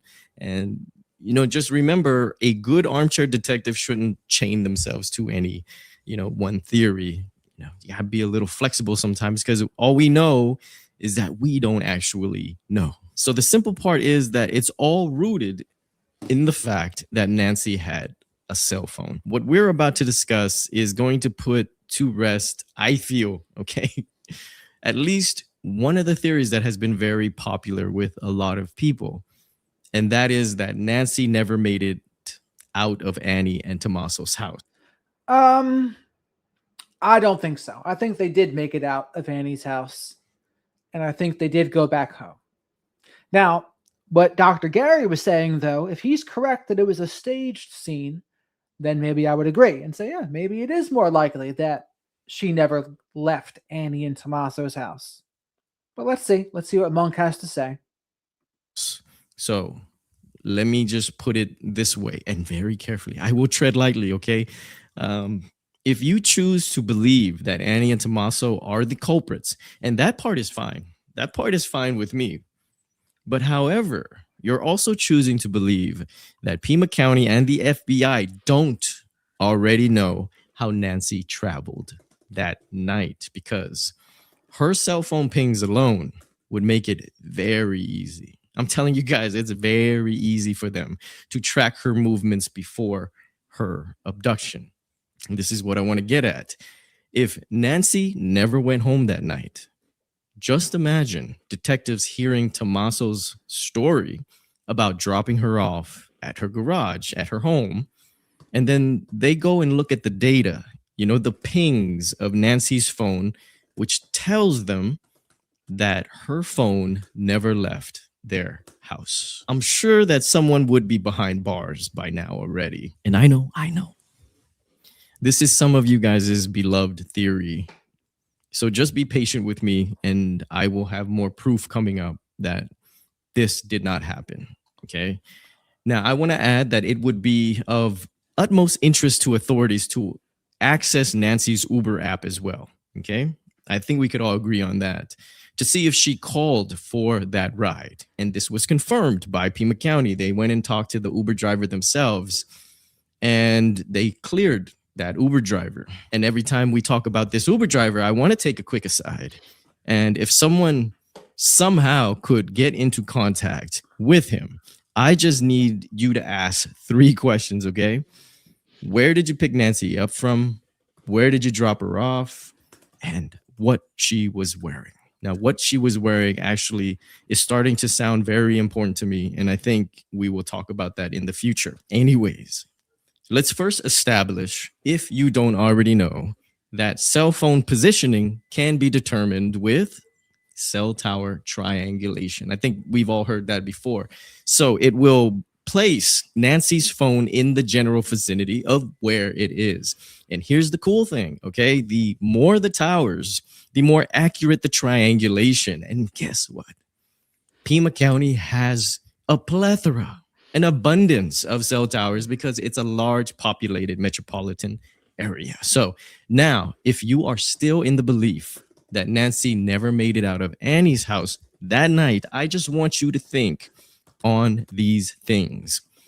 Nancy's always been known to wear her Apple Watch consistently. Also keep in mind that that watch never unpaired from her phone that night. Now, of course, some of you guys might be thinking, well, I could just take her cell phone, I could take her watch, keep those together, and take it to point B, leaving Nancy at point A. But you can't do that. And here is why. Because there is something that doesn't readily disconnect and is going everywhere. That cell phone is going. Nancy's pacemaker. So unless you're going with complete mutilation and taking out her pacemaker, then I think it would be safe to say that Nancy is with her pacemaker, or else that heart spike, from a struggle or stress would have indicated at Annie's house. And the 2 a.m. one, well, by that time, that would not be possible. So the thing here that we should understand is that wherever Nancy's cell phone is going this night, her watch and her pacemaker are going as well. Going back to Annie and Tommaso's house. Okay, this is that get together, right? That family get together that is now infamous in the sense that we don't actually know what happened within those 4 hours. Now, I feel we can safely say that Nancy's phone is definitely at Annie and Tommaso's house starting at 5:32 p.m. It's there for 4 hours and then it starts moving back to Nancy's house. I'm confident that police knows exactly where this vicinity of her phone is pinging, and it would lead them back to Nancy's house. So she is being taken home. At this point, no devices are disconnected. So now you have Nancy's home devices. Okay, that would be her garage, and it's a smart garage. I'm thinking if it could timestamp when it opens and closes. Okay, so it's opening at 9:48 p.m. and then closing at 9:50 p.m. Well, Nancy's phone is pinging in the vicinity of her home. So if police were to look at it, hey, it's looking like it's checking out, right? So far, so good. And Nancy and her phone are back at her residence. And that's pretty much the last thing we can confidently say, however. I need you guys to never forget that once upon a time, there was a Nest camera right here because of this little solar panel, which most likely powered it. We know this because we see the same solar panel here where the FBI removed another camera on that casita. This footage from this camera should show that whole driveway and the garage. This footage, I've said before, might prove to be more important than even the porch guy footage. If retrieved, it could confirm Tommaso's story of bringing Nancy home that night. And we'd all be rest assured if we're watching Nancy walk into her garage after Tommaso dropped her off. So I feel this footage is what Tommaso is praying for every night. Please recover the footage, please. That angle would also show the movements of whatever started occurring at 1:47 a.m., right? We should see a culprit entering Nancy's property. We might even be able to see the car. We might even notice that he does have an accomplice that many of us believe are there, me being one of them, okay, propping open that back gate. So somewhere lost in the cloud are some vital clues that need to be found. And just imagine the day that they release this footage. Anyway, so now Nancy's phone is inside the house at roughly 9:50 p.m. Here's something that I never heard mentioned. Tommaso's cell phone. It should have pinged every single tower just like Nancy's. So I'm thinking that it did, just like he said, unless he told police that he forgot to bring it with him. And well, that's a boring ride home, without even a podcast to listen to. Now, also, there's another narrative that should be unspread, I guess you could say. That is that Nancy's phone and her medication were found on the kitchen counter, that she had missed her 10 p.m. medication. All of this, these all fall into the realm of unverified. Police only stated that these certain items were found in the home, but they would never tell us where. And that's to protect the investigation, I read, in the sense that only the abductor would know this information. So they have to keep certain things hidden so that they could confirm who the killer is if they ever slip up. So at this point, the police are looking at that ping data, and it's telling them that Nancy's phone is exactly where it should be. No disconnected devices, right? As of yet. So every other device that should be connected is also where it should be. This, I feel, is where most theories should start, because it is up to this point that things become a real puzzle. The first thing that happens is at 1:47 a.m. So here's what it says, because I think it is true a hospital could read it as long as it's connected, but it's got to be connected to the transmitting device. But this is what the AI says. No, not all pacemakers are actively connected to a hospital, though most modern devices have the capability for remote monitoring. While nearly all new pacemakers allow data to be transmitted remotely to a doctor's office or hospital for monitoring, reducing the need for in-person checkups, this requires specific setup and equipment. So it depends on whether Nancy had that done. Key facts about pacemaker monitoring as of 2026. Remote monitoring. Many patients are given a home monitor that connects to their pacemaker via wireless technology, sending data to their doctor over the internet or telephone. And yeah, that is what she had. But once it's disconnected, I don't think it sends any information anymore. In-person checks. Even with remote monitoring, patients still require in-person, in-clinic device checks at regular intervals, often every 3 to 12 months. Programming. Any adjustments to the pacemaker settings must be made in person by a medical professional using a special device programmer. Leadless pacemakers. Newer quote-unquote leadless pacemakers are small capsules placed directly into the heart, but they still require periodic checks, which can be done remotely. In summary, while most modern pacemakers can be connected to a hospital's monitoring system remotely, it is not an automatic 24/7 live connection in all cases, and in-person checkups remain necessary. That's what they say. It's logged that the front doorbell camera is disconnected from the Wi-Fi. The first disconnection. Also, folks, please remember to like the video because likes are free. Leave your DNA in the like button. Throw Shadow a like vest the way Brian Hooker should have sent one to Lynette Hooker. And make sure you're subscribed to the channel while you're at it. And say hello to the flock of black sheep in the live chat. And thank you very much for all the support that Shadow and I have been getting so far. This connection should also trigger a Nest event where the phone creates an alert about that disconnection. And I'm positive about this. And you know what else I'm pretty positive about? That this solitary image of the perp, which I believe is the thumbnail for a prior Nest event, should have been created for anyone logged into Nancy's Nest app. The best caretakers of Nancy should have this app. And if they did, this picture was on it. That is a creepy thought. Now, we could all assume that Nancy missed it and she just cleared her notifications, probably as a habit. But do we also assume that the family did the same? The idea of this lucky culprit has always been a fly in my soup, a poop in my pudding. I'm sorry about that one. That this guy is so lucky that this nightmarish Nest event he triggered just went unnoticed. And the night he pulls off this caper, the back doors might have just been conveniently unlocked. But look, eventually runs out. And I think we all know this, okay? Just ask the people that frequent those local casinos. They're in Tucson.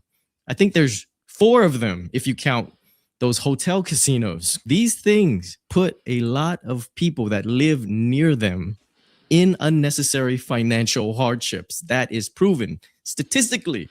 And I would not be surprised if this culprit was in that category. Nancy has at least 3 cameras around the property that were triggering events this night.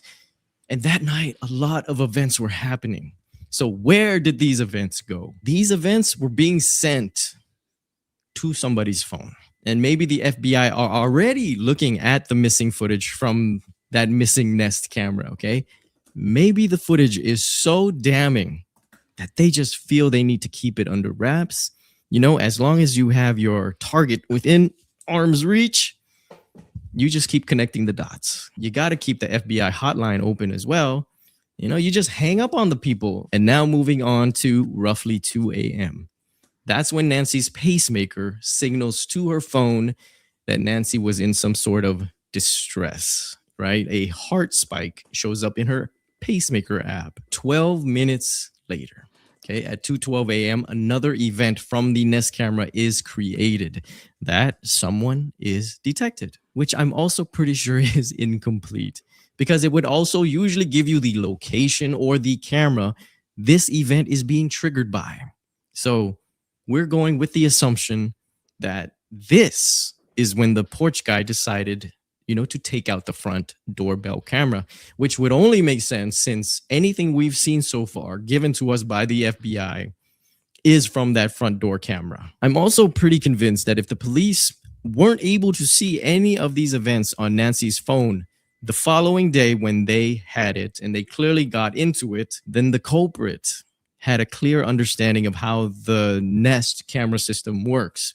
And I would confidently theorize at this point that he made Nancy unlock her phone, where he would proceed to erase anything he felt damning. If only he considered his own soul, right? So the next event should be when Nancy is taken out of her house. And this would be 16 minutes later, as indicated by her pacemaker at 2:28 a.m., which means that she's at least 10 to 30 feet from her phone. That's usually the range, roughly, of when Bluetooth devices disconnect. We recently discussed how a Wi-Fi jammer could answer many odd questions, such as the neighbor's cameras going down, because I really don't want to add convenient glitching out of neighbors' cameras in exactly the right time frame to the already luckiest bad guys on earth.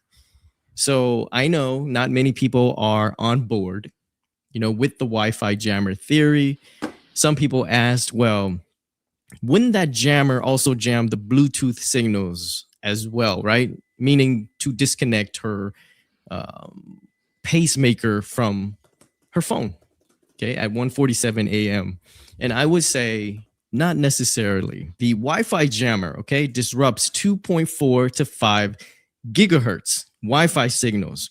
And the commenters would say, look, a Bluetooth, it transmit at 2.4. And the other thing about a pacemaker is once someone dies, it doesn't stop.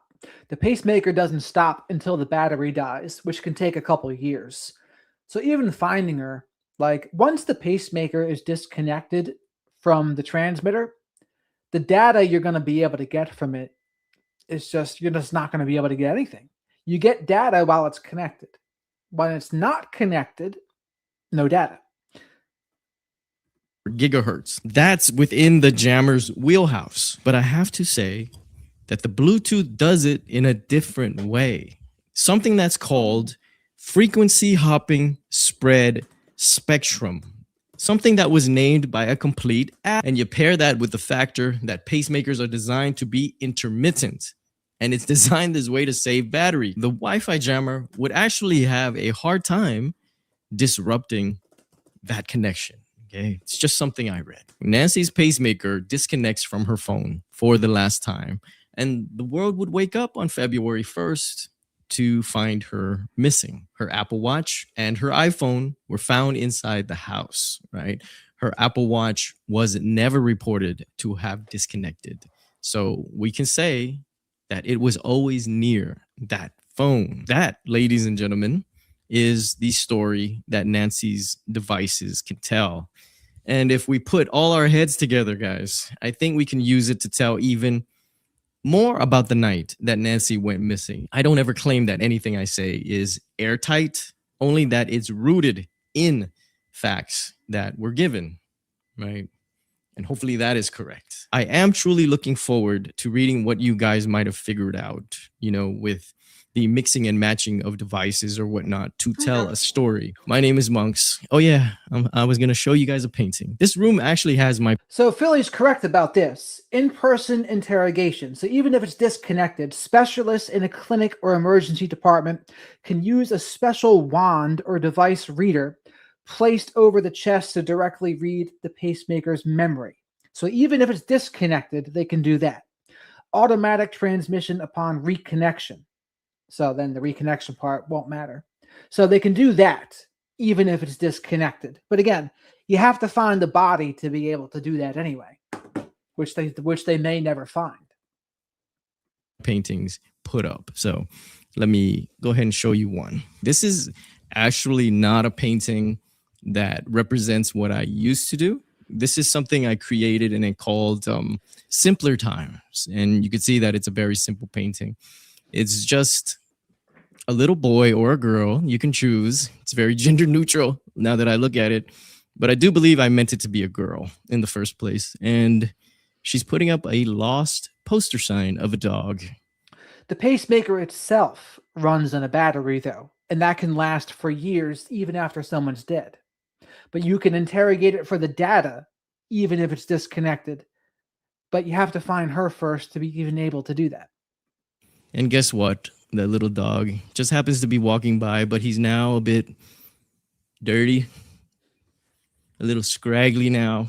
But she can't believe what she's seeing because she's lost him for some time. And when you lose somebody for any period of time, it feels like forever. So you have to kind of understand the emotions behind this painting. It's very simple, but it's a happy painting, you could say. And the piece is called Found, as you can see, lost and found, right? It's a painting that I never really wanted to part with, and it's just hanging in this room for us to look at. It's if not my wife's favorite painting, to be honest. Now go protect the ones that you love and love the ones that protect you.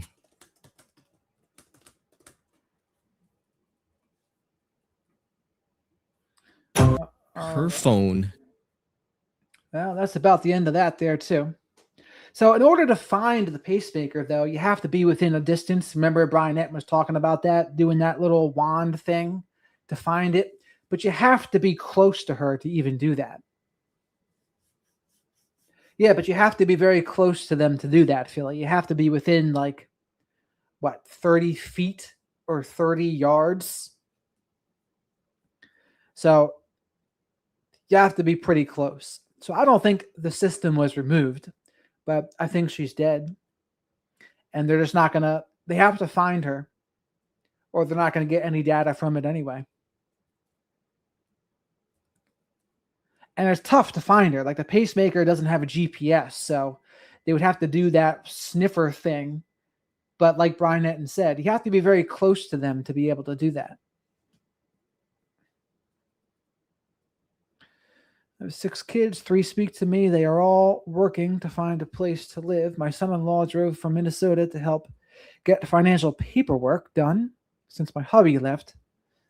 Oh, that's good, Chatty.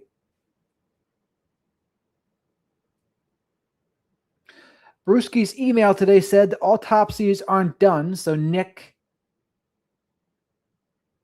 Reiner case back in September. What does that mean? That's where the preliminary case will be? The preliminary hearing pushed to September? That makes sense. And well, I guess we can do one more Brian Nitton video here before we shut this thing down. His most recent one from today. top FBI mind hunters. Well, it's either that or we can close it down.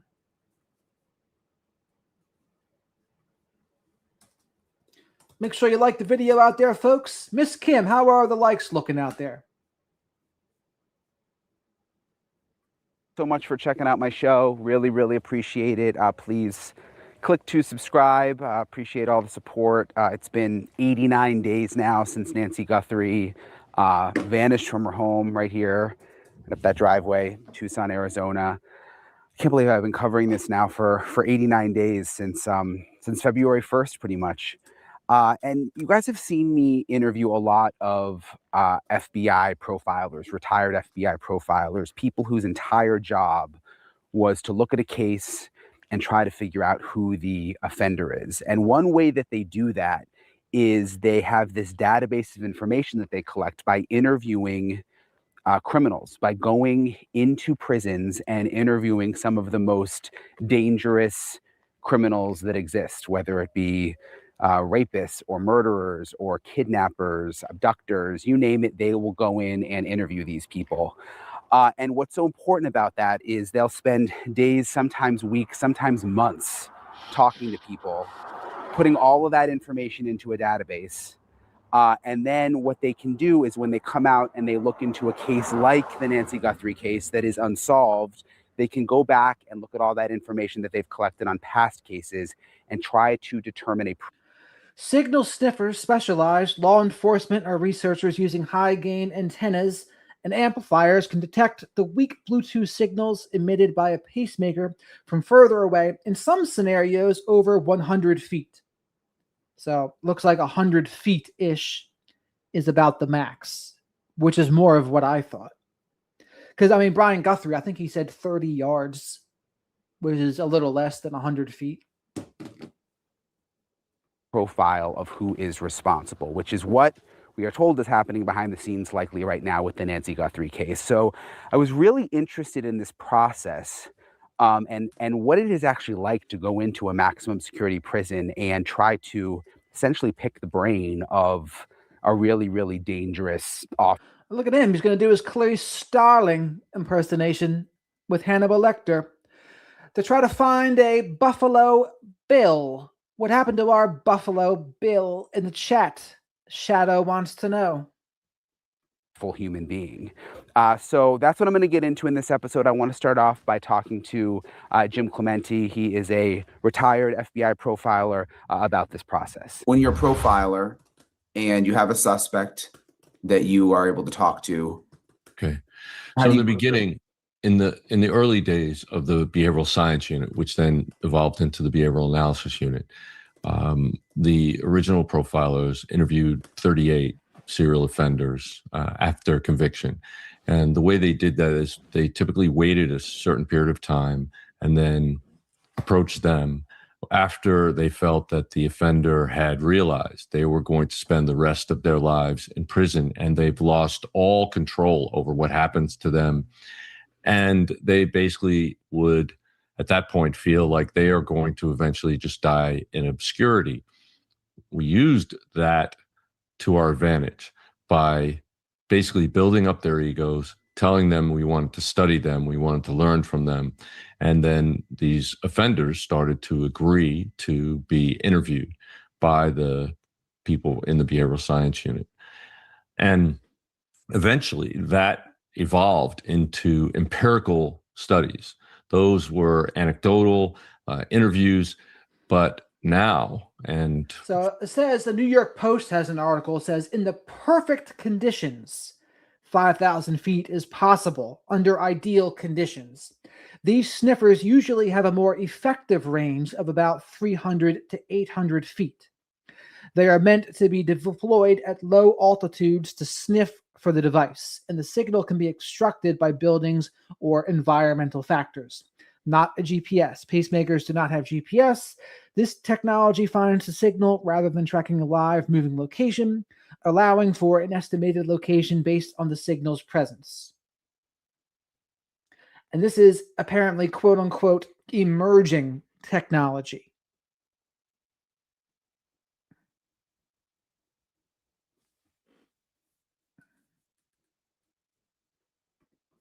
from the time I was in the behavioral analysis unit, we developed a protocol, and I believe it was somewhere in the area of 840 questions that we would go through with every single serial offender who agreed to talk to us.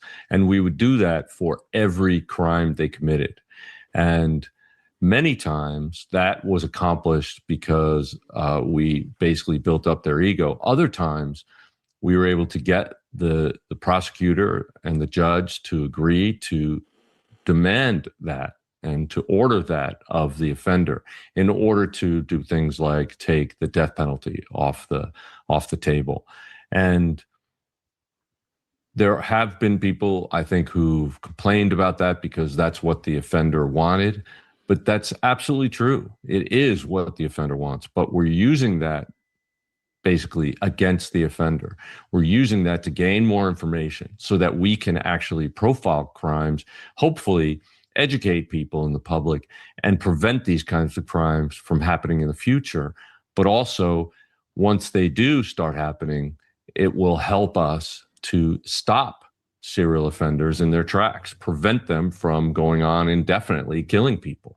And so this is something that I did when I was in the behavioral analysis unit, and all my colleagues did it as well. We all engaged in these studies, and we traveled to various max security prisons or supermax prisons and interviewed offenders when they would agree to do that. And those could be serial rapists or serial murderers or both, serial child abductors as well.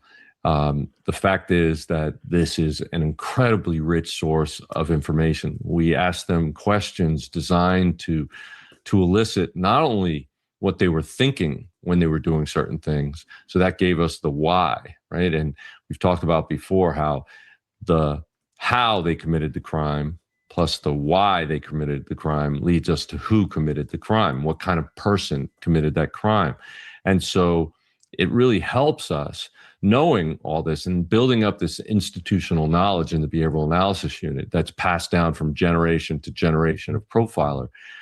This helps us read crime scenes and determine, when we see a particular aspect of a crime in the crime scene, we can say, we've interviewed X number of people. And that number went from 38 by the original profilers to about 1,500 by the time I retired from the BAU. But we can say that in a certain number, or in the majority of these cases, when somebody did this particular act, it was because of this particular thought pattern or plan or motive on their part. And because of that, it leaks out information about the offender. And so we can then tell people more and more and more about the kind of offender in our profiles of these unknown offenders. Did you find that most of them were honest, or that they wanted to talk to you? Well, those are two very different things. Generally they wanted to talk to us because of their. Now, if you want to watch an interview of someone that did talk to serial killers, watch my interview with profiler Mike King, Profiling Evil Mike King. He talked to people like, who did he speak to? The guy who was the elderly killer, Danny Troyer. He talks about his experience with him. So if you want that experience and you want to hear their insight, check out my interview with Mike King from Profiling Evil. Ego and the fact that they were stuck in prison for the rest of their life. Their honesty, in order to ensure that, we did two things. We studied every single crime that they committed and crime scene before we talked to them. And then after we talked to them, we went back and reviewed it in light of what we heard from the offender. And by doing that, we were able to maximize the chance that we're getting accurate and reliable information from them. We also allowed them, as distasteful as it is, to basically relive those crimes in their minds. And many of them really, really liked that opportunity. And unfortunately, I mean, it's a horrible, nasty thing.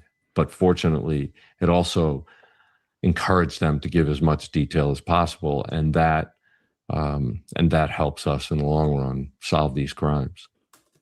I'd imagine, you had to treat them like human beings and be polite and sort of try to gain their Absolutely. trust. Was that ever difficult I think about like people who abducted kids and abused kids and Absolutely. We had to build rapport with these offenders, and we had to treat them with dignity and respect.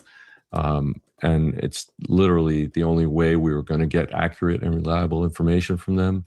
And it is extremely difficult. It is very distasteful. It is, it leaves a mark on your soul because you're buddying up with these people who've done horrific things.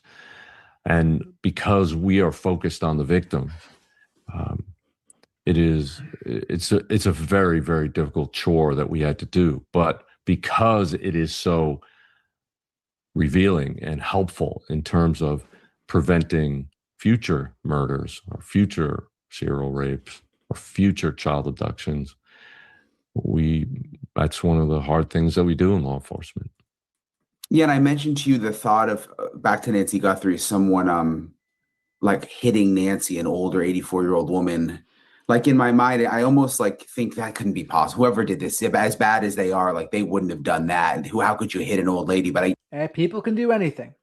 Danny Troyer's whole thing was essaying the elderly after pretending to be a magazine salesman. He would essay them and then strangle them and then dress them in their pajamas and then put them in bed to make it look like they just died in their sleep. But it wasn't until further examination did they find out, oh, actually they were killed. And even worse, they were essayed as well. So there are people out there that are just different. And that makes a lot of people uncomfortable, especially the people that believe in a blank slate, like, oh, we are all the same, and the environment just shapes us, and everything is a social construct. Not quite. People are different from birth a lot of times. And even the Bible says it. From the womb, some have gone wayward. And in my experience, that is very true. And for more information on that, check out one of my interviews with Dr. Salerno. Is there a spiritual component to narcissism? My most popular interview with him, by the way. And honestly, if the guy is alive, from the guy who wrote The People of the Lie, I would like to speak to that guy too. I'm not sure if he's still living now. I guess when you do what you did and you go to the prisons and you talk to people who committed these kinds of crimes, maybe you're not as naive that you realize that they will. They've done things that are horrifically worse than that, horrifically. And part of it is they might be a psychopath, and literally have no human empathy. They treat other people like they are pieces of furniture. They do not care. They do not care at all. And he's right. It's not that they're not aware. They just don't care, as Dr. George Simon would say. They see people as objects to be used, as accessories to use, exploit, and manipulate for their own personal gain. Maybe it's Machiavellian. Maybe it's for narcissistic supply. Nanny, thank you very much for the Wizard of Radical Self-Respect membership. That is amazing. And that's a good membership, by the way. So Shadow and I thank you very much for this, Nanny. Great way to support the channel. Lots of Hootie snacks that will get us as well. So great way to support the channel again. Thank you so much. You really are the best. All about other people. And other cases, for example, with sexual sadists, they actually want to cause and witness the suffering of others. That is what turns them on. That's what gets them off. It's a horrible, horrible thing. So, yeah, there's a lot of different variations of people who we've talked to over the years who would do so much worse than that. So all of the information goes into like a database? Is that how it works? Well, database is, I don't know what whether they actually have a database, but they have a library of all the results of all of these interviews. It's used to train new profilers, and it's drawn from when they get a new case. And I don't know. I know there was a move to make a database, but I don't know since I left whether they actually initiated that or not. Yeah, I'm just thinking like when you sit down and talk to these people, that seems to me like it'd be more valuable than like writing down the information. Well, they're videotaped. Everyone is recorded, audio and video. Yeah. Okay. So that makes sense. Those are all kept in the library and also notes. But because obviously there are impressions that you get that may not be very obvious from the video or the audio recording. So I think all of those insights, when you're an experienced profiler, I think those insights are also important. Would a case like Nancy Guthrie's be difficult because it does seem atypical, unusual? There's not a lot of old people abducted. I mean, I'd imagine like with a child abuse case or a child abduction, like we've seen that happen over and over again, sadly. But would this one be harder for the profilers? Well, it all comes down to how much behavior is evident at the crime scene, how much pre and post offense behavior is discernible from what happened at the crime scene. And I think obviously the profilers, I'm sure, who are involved in this case have a lot more information than we do. And that, I think there's plenty of information for them to interpret, to analyze in order to build a profile. I don't know, what the level of information that they're sharing is. In other words, do we know 90% of what happened in that house, or do we know 10%? I don't know. But chances are they are holding back significant amount of information because you don't want to give everything out, because obviously that can seriously hamper the investigation. And that's very likely. They're withholding a lot of information. How good is that information? Shadow and I do not know. But again, please remember to like the video because likes are free. Spank the like button and subscribe to the channel if you're not already. And thank you very much for all the support I've been getting so far. Shadow and I really appreciate it. Yeah, of course. With the behavioral analysis unit, I saw that Rex Heuermann, the Gilgo Beach serial killer, as part of his plea deal, agreed to talk with them. It made me wonder, like, because I covered Brian Koberger so extensively, why that wasn't part of his deal, because there's still so many questions about his motivation and what actually happened. Right. Well, as I explained earlier, sometimes we need to let them ferment a little bit in prison before we even approach them. And I think Brian Koberger's arrogance and his ego probably made him believe that he was better than law enforcement. I think eventually in time, he will be lost in obscurity and will actually want to do that. But I think he's too young and too naive and too arrogant right now to be interviewed, and to believe that he would actually give us accurate and reliable information at this point, I think is very low. Whereas Rex Heuermann is much closer to his own demise and was probably very happy that, having spent these months and months in prison or in jail pending his prosecution, that he's already very willing to be forthcoming. He's also, don't get me wrong, he's also very arrogant, and he's very sadistic. So that's going to be a very distasteful set of interviews, but it's probably going to go on for weeks. Would you ever get nervous going in to do those? I'm just thinking, I mean, even as experienced as you are, like, I'll tell you, Brian, every time I've walked into a max security prison and those gates close, and you realize that everyone on the same side of those gates does not like you, does not want you there, does not, really hates law enforcement, especially people who might have put them in prison. So yeah, of course, you're unarmed. You're at the mercy of whatever procedures or guards they have there. Yeah, it's a tough situation, but again, it has helped us so much, so tremendously in solving these cases. And it's why I was able to profile the Gilgo Beach serial killer in 2011. I mean, many years before he was actually caught. But I was able to predict a significant number of his traits and behaviors, and put together a profile that was fairly accurate, given only the information that was public. If I had the information that was behind the scenes, because I had retired by the time I was asked by the New York Times to do that profile. But when I did, it was based completely on that institutional knowledge we had built up over the years from doing these specific interviews and studying all those crime scenes.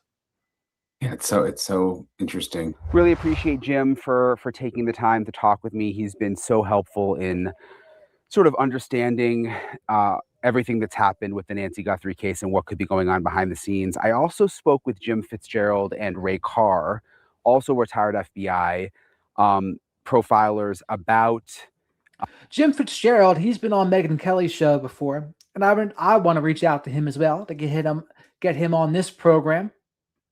This process, about what it is like to go into these prisons and really try to profile someone and then use it in a case like Nancy Guthrie, an unsolved case like Nancy Guthrie. So I wanted to play you now my conversation with Jim Fitzgerald and Ray Carr. How do you think profilers are involved, in the old unit that used to work in at the FBI? How do you think they're involved right now? I'm hoping they're still involved right now, and there are leads being run by them to help, assess and offer, behavioral aspects to, the gumshoe work of this person and driving by that week and that night, and any DNA connection, whatever. So I hope that's happening, but I hope they're also, and I'm also a forensic linguist, so language is very important to me, and I've helped solve more than a few cases looking at someone's language. This case is just so unusual and so different than other cases we've seen, especially because almost 3 months later, it remains unsolved. I can't help but think that the only thing that I keep coming back to is somehow this involves Savannah Guthrie, the TV personality, and not that she did anything wrong, but something to do with her profession, something to do with someone who she's been in touch with over the years. And it may not just be weeks or months before. And I've said on other podcasts and other media hits that, in my FBI days in New York City, I had a strong connection with a retired NYPD lieutenant who was the head of security at NBC, 30 Rock. And I was up there once a month with cases involving various of their personnel, mostly women who were getting all kinds of, back then it was mostly letters in the mail or strange phone calls. I can't believe that over the years, Savannah hasn't been receiving these types of emails, social media, whatever. And I'm hoping the behavioralists, as well as the investigators themselves, are looking into every odd and effusive and fan-loving email that she received going back 5 years at least. And then, of course, after her mother comes on the show, with certain emails from certain people come up, consistently, we love your mom, or why do you bring your mom on? I think the answer to this case will lie somewhere in there. Other people talk about cartels and forced entries for purposes of burglary, robbery. I don't think it's that. This has something to do with Savannah on a stalking type scenario. And that's why this is so out of the ordinary in terms of it not having been solved, because a lot of the usual causation factors for these types of abductions, seemingly it wasn't a kidnapping for profit. I said that almost from the very first day, that it has to do something with Savannah. Again, I'm being very careful here, not that she had anything to do with it herself or her family, but there's some stalker, someone out there that couldn't get close to her, so he did the next best thing, and translate that however you choose to, and went after her mother. And therein, I think, will lie the answer. And therein will the behavioralists can best help. Show me a couple emails in a row from someone, even over the course of a few years, and let's focus on that person and find out where they were, in early February of this year. Do you think, Jim, that the whole ransom part of this is real, or could it be a cover-up for something else? I never was convinced the ransom request was real. I agree with Jim Fitzgerald on this one. I don't think the ransom requests were real. I don't think it was a cover-up. I think it was opportunists taking advantage of a situation, from a very wealthy woman, or certainly through Savannah, said, hey, quick, let's get some money. We have this Bitcoin account already set up. We have these anonymized, emails we can put out. Let's send it off. If this was a true kidnapping, they would have left some kind of a communication on the site that night. Now, unless law enforcement's hiding something from all of us, and boy, it's a well-kept secret if that's the case. This seems to be personal more than professional. This seems to be, need-driven behavior more than a financial benefit to the part of the person. And maybe it didn't go well. Maybe she died right away, or within hours. Who knows? The blood, of course, on the front step. Maybe it wasn't supposed to go that way, but nonetheless, the plan after the fact didn't go how it should have. But I think I would love to read those ransom notes as a linguist and a profiler. Ray and I have talked about this on our Cold Red podcast, but we don't have access to those. But I never saw this as a kidnapping and abduction, and I think more for psychological, need-driven, emotionality-related reasons is the factor behind why the mother was taken. And I completely agree with Jim Fitzgerald on that. Revenge, punishment, motive, not kidnapping with ransom. Of all the people I've heard talk about this, I might align most with him and also with Matt Murphy. Between those two, I think I align with them on most things. And some things with Tony Bruschi as well. Let's not forget our good buddy Tony Bruschi. Ray, is it... Shadow wanted me to remind, he says, Jared, don't forget Tony Bruschi. And I said, yes, Shadow, you're right. How could I forget Tony Bruschi? For the behaviorists, is it the FBI? I mean, because this is, as Jim said, this is such an unusual case. There really haven't been any cases or many cases like it with an elderly person abducted this way. Does it make it more difficult? Because I always thought like the BAU goes back and looks at other cases and other people that they've interviewed and goes into a database and sort of compares past cases to this to try to figure out what happened. But if there hasn't really been a past case like this, how much more difficult is it? It's not that it's more difficult. It's just that you're basing it on the experience that you have. And there are databases that the Bureau has, I know, in language, in demand notes and things of that nature. Jim actually developed that down in Quantico, the CSTAT database, which was all communications in there. However, that's not what we don't. As soon as we get something, we don't run back and say, hey, it's a comparison. We run it through to see if there's comparisons. We did that with bank robbery demand notes throughout the whole country. When a bank robbery demand note comes in, we submit the note and it goes into a database. And then we see if there's anything similar throughout the country of someone submitting the same type of demand note. But it comes down to the investigator. It comes down to the people on the ground. And the big thing here is that, and Jim said this, and I totally agree, there is so much that we're not privy to in this, that the FBI knows, and not even the Pima County Sheriff's Department knows, but the FBI knows that they're not releasing. And they won't release it until this thing is solved. And I believe it will be solved. It's just a matter of time. Yeah, I always think that in most cases, gosh, there must be so much we don't know. But there's something about this case, Jim, and even some of the sources that I have that leads me to believe there may really not be that much more, and that they really are at a dead end right now, that there's not some big smoking gun behind the scenes, some big piece of evidence in the house that they've been withholding. My sense is that may actually not be the case. Well, what leads you to that? What leads you to that, though? So a source that I have close to the investigation, and like you said, I mean, it may be compartmentalized, and there may be some people who don't know some things that other people know. So this might not be correct, but a source that I have close to the investigation, even yesterday, said we got nothing. I mean, we're literally, but the good news was that there were 30,000 tips that came in initially, and that there's tips still coming. And I'll tell you what, it sure looks like they have nothing. Shadow's like, well, how would it look differently if they had nothing, right? If they had more than nothing, what would that look like? I mean, it sure looks like they've got nothing, right? That's what I would say. In every day, and they're still going through all of those initial tips.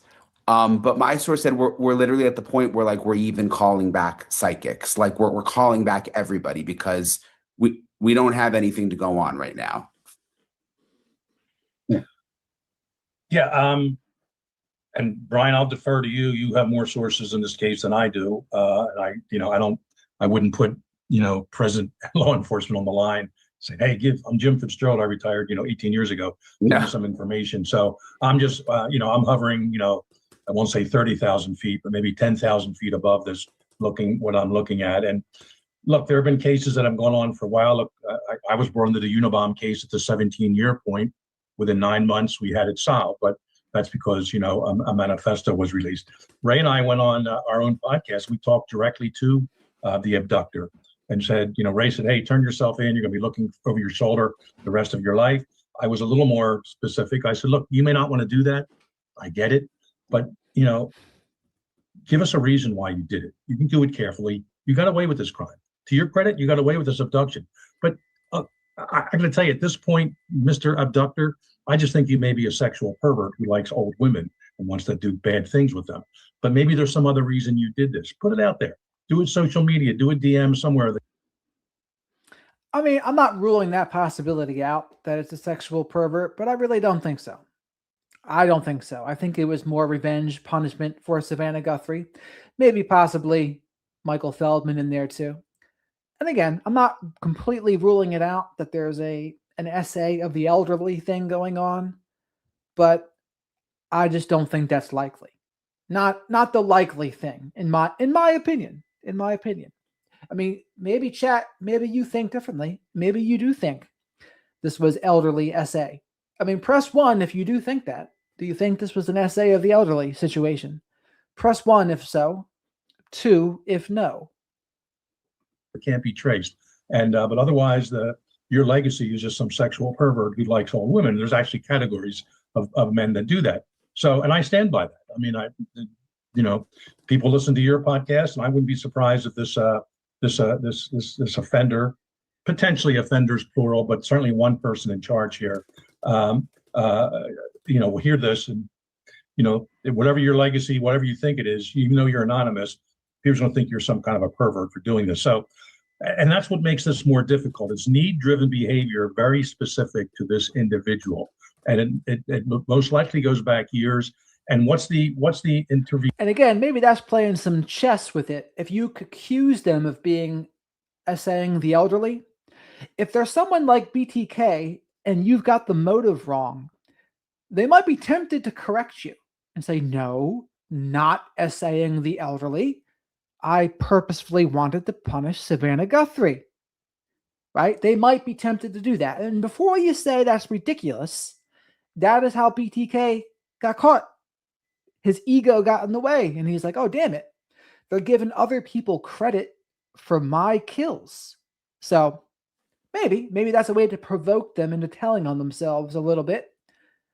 Unlikely, perhaps, to work, but what do you have to lose? Meaning, or I should say, what is different about this case than almost any other of the rare abductions out there is that there's a celebrity involved, meaning Savannah Guthrie. And there's also money involved, of course, because she's wealthy, but that doesn't seem to have been the factor behind this. So again, I think there will be clues to Savannah Guthrie in social media, emails somehow, that I certainly hope the FBI and the behavioralists and the sheriff's department are going through, and every single email ever sent to Savannah, go back at least 5 years, find out who sent it, and see what the hell they're doing right now, what they were doing on February 1st, what kind of stuff they bought before then.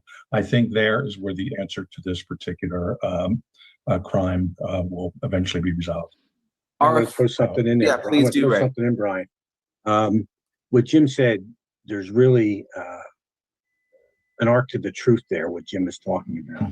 And he says that, you know, it reflects, and him and I have talked about this over time, and I agree with everything he's saying.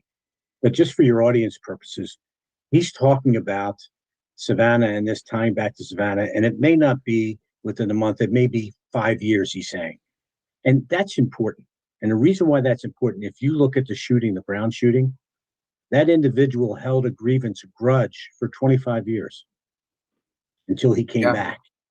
And so we don't know how, it could be longer than 5 years, but that's why it's important for law enforcement to go back into the coddles of what everything that Savannah has kind of had. And there has, I'm sure that her station or her show has kept a file on her of all the letters that have been received. I would hope they would have done something like that so that they always have access. Law enforcement always has access to those letters or to those communications, and that they were investigated by either the people at her show or by law enforcement.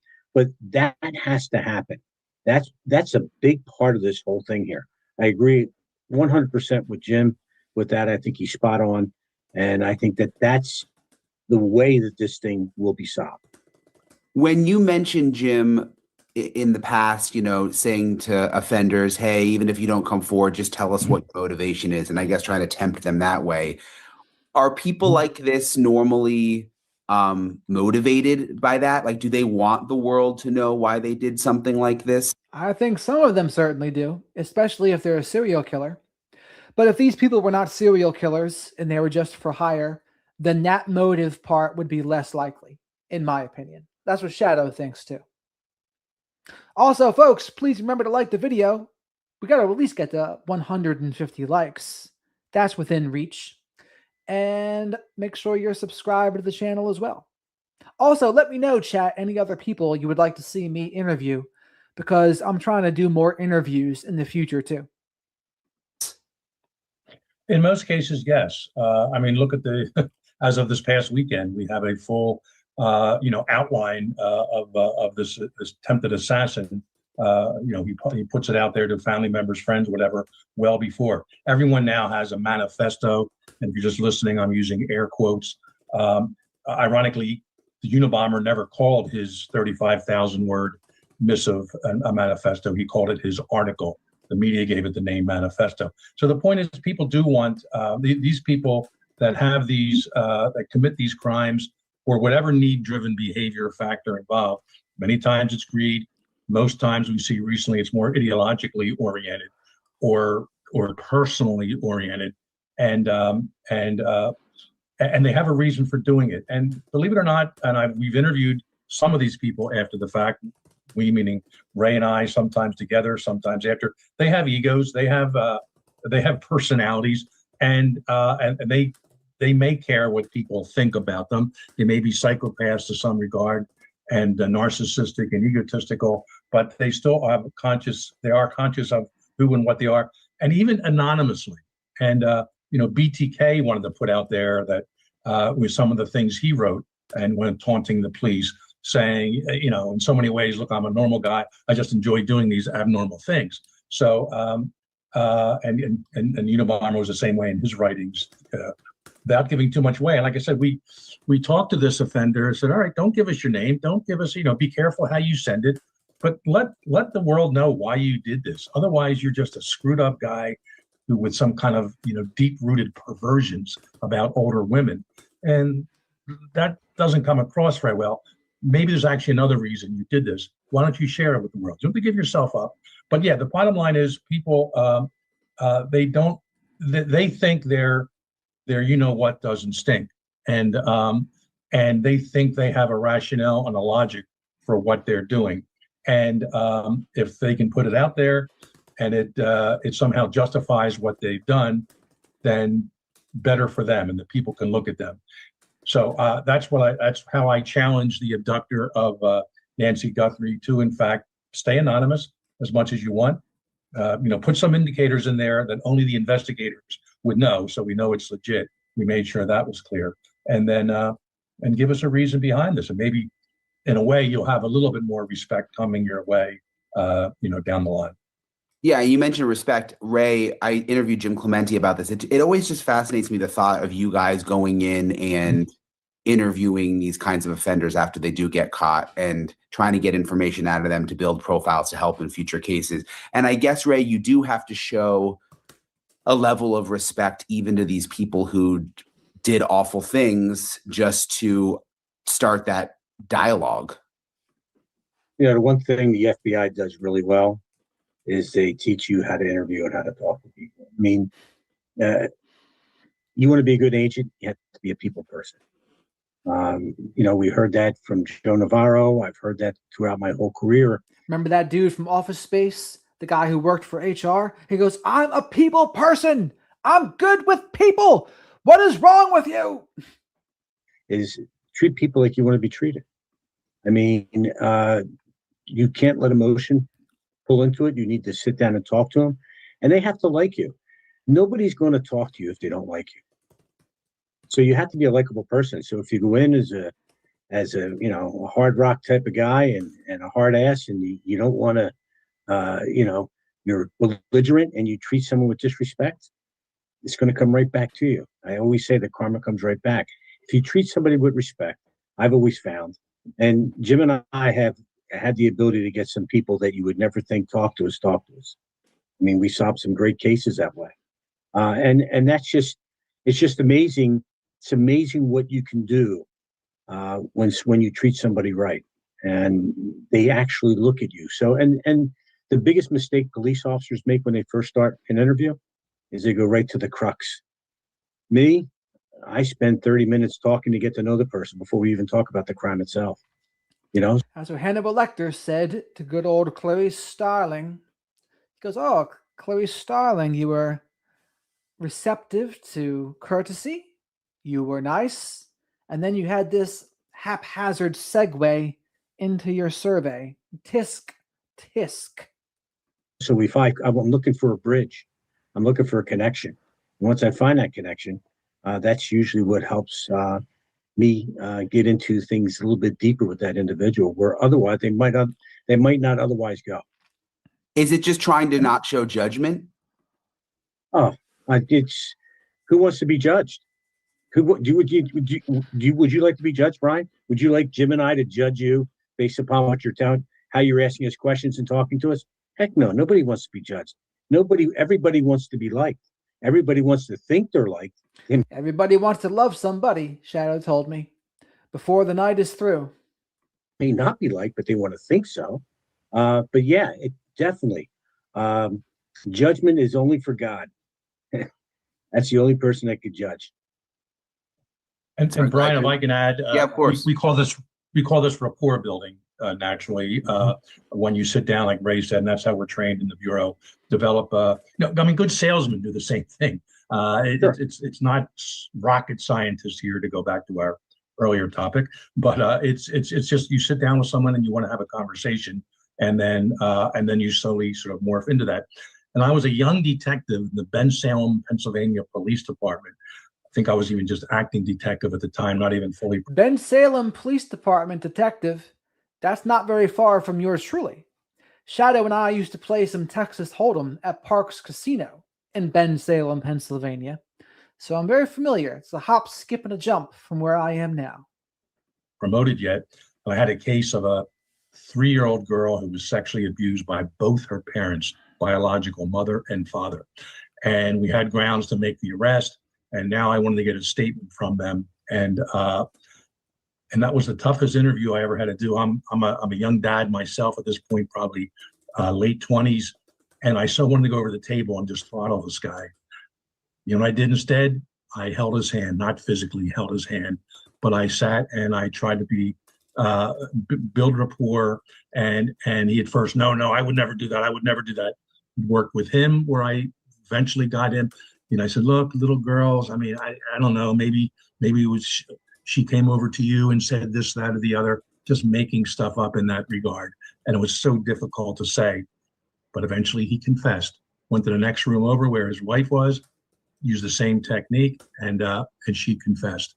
And they both, got prison time and lost the custody of their child. So if you can do it with someone who is sexually abusing a child, I learned I could probably do it with anyone after that. And that's how this type of interview process would take place when talking to these people. So I'm hoping even, who knows how this guy spoke to the agents on Saturday night, the assassin. But, I'm sure even they started out the same way. Hey, tell us about your trip from, California to DC. And then, of course, they took it from there. And after reading him his rights, of course. So I'm not sure what kind of statement, if any, he gave. So, yeah, Ray is right about that. And we've done interviews together, including in Ray. If you read Ray's book, The 30-Year Bank Robber, that was after the fact, it was post-conviction. But Ray, you interviewed him pre-conviction or once you arrested him. And this guy was a treasure trove of information. And you treat them right, you treat them fairly, no games being played. It's amazing what you can get out of people. Again, if done right, and you know your facts going in. And that's important too, of course. You want to know everything possible about the interviewee and what he or she, has done in the past, certainly involving crimes. And you'd be surprised what you get out of it. And just my last question, Ray mentioned the database that you helped start when you were at the FBI. Would something like that be helpful with the Nancy Guthrie case as more time goes on? Is there anything in there that the agents could be tapping into? Absolutely. It's called the Communicated Threat Assessment Database, CTAD for short. And I realized in my early days in the profiling unit, hey guys, I have a new threat note here. I have a lot of handwritten letters back then or typed, and then of course more emails. Yeah, this one, do we have any kind of a database? Is there now just walk up and down the aisles of the profiling unit, ask anybody if, the drunken goat is going to eat their familiar? If it looks familiar, yeah. And I said, all right, we need something better than that. So I put that together and I actually testified to it in court cases that we have this collection now of these kind of communications. And that was very valuable. So yes, how that would be valuable in the Nancy Guthrie case is looking at the alleged emails that came in or however they came in through social media and comparing them to the, I think up to now, hundreds of thousands of separate communications and millions of words. So let's help us get to 150 likes. We're coming down the home stretch. It helps me get Hootie Snacks for Shadow the Night Owl. Subscribing to the channel does too, as do super chats, super stickers, and becoming a channel member or gifting channel memberships. Great way to support the channel. And it gives you access to the members-only live streams too when you become a member. In the corpus that runs, the FBI runs. They've since combined it into another database, but it's still up and functioning. And yes, running any letters, I know the FBI does this for a fact, any new letter, email, tweet, X posting comes in, and of course it has criminal or problematic connections to it. They will run it through the database and try to find other ones, and perhaps they can even take it back to some language that's used where an actual real name is affixed to it, and they can then take the case from there. So yes, this database hopefully has been used in this case, certainly comparing any known writings involved in this case, and either that would help strengthen what they're doing or take away that now this is a bogus kidnapping attempt, just people taking advantage of the situation. You mentioned that this person may have been obsessed with Savannah, may have stalked Savannah. I'm just curious if that's the case now that they have taken Nancy Guthrie, would they be satisfied, or is there more that they want? I'll start with this. Just basically, we don't know, and I would be incautious if I said anything otherwise because we don't know the personality. I would say that, and here's what I will posit to your audience, is that his original goal would have been Savannah Guthrie herself to somehow, and this very well may have happened. He may have knocked on her door. I think she lives in New York in a gated, or not gated, but with doormen, whatever. And I'm sure he could get nowhere near there. But hey, Savannah, she's walking out the door. Who knows on the Today Show when they walk out, and the little crowd is out there outside 30 Rock. Has he been there? They should look at all the videos, by the way, from back then. I know we're getting labor-intensive type of work, but is there one guy who showed up, multiple times with facial recognition? Could they do something like that? And he couldn't get to Savannah. She's too well protected, and just her confines. So what's the next best thing? Maybe you could argue the kids, but even this guy said, I don't want to mess with kids. That's really wrong. Oh, with his mother, she really cares about her mother. If she's not paying attention to me, let me go after the mother. And boy, he finds out she lives by herself, relatively rural area. So to go back to your question, and I'll let Ray chime in here too, but we don't really know if this person's need-driven behavior have been satisfied. But it certainly has been taken to the next level of where it was before. Now he owns, or owned, I hate to use that word, but for minutes or for hours or who knows how long, a piece of Nancy Guthrie, the woman who gave birth to her, and he could spend time asking her all kinds of questions. I really love your daughter, and she keeps ignoring me, but now at least I can talk to you. That's again, is if Mrs. Guthrie made it past the first hour of the abduction. And I'm leaning more and more in something like that is what happened. Is he completely satisfied? I don't know. If it was too high risk before to go after Savannah, it's even more high risk now, no doubt. So I think. I'm not ruling that out either. Kind of like the Reagan assassination attempt. Oh, it's because of I wanted to impress Jodie Foster. So there might have been an element of that in this case. I'm not ruling it out, but I don't know how likely it is. Again, it could also just be a completely random thing too. That's not impossible. So again, when there's so little to go off of, it's just so hard to know.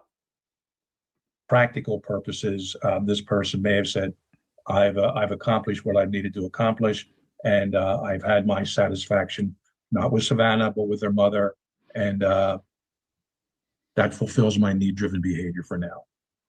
Right. Now, if we run back to what Jim's saying and look at the taking of Nancy Guthrie, this tied in, if we go with that ideology that it was based upon a revenge factor or it was based upon Savannah, then we have to go even further back, as Jim was saying, and we say that this thing, he didn't wake up one morning and say, this is what I'm going to do. It started out much simpler, much less dangerous. It was more of like a stalking type of thing. And there's a lot of celebrities that have issues like that where they're stalked. And then it just escalated over time. And to the point where Jim says he couldn't get to Savannah. And so what did he do? He took the mother that gave birth to Savannah. That's the next best thing. Appreciate Jim and Ray for taking the time to talk with me. I appreciate all of you for checking out my channel, for following along, for keeping the Nancy Guthrie story alive. And I'm going to stay on it. I'll keep you guys posted with any developments, and I'll talk to you guys later. It's a possibility. It's random.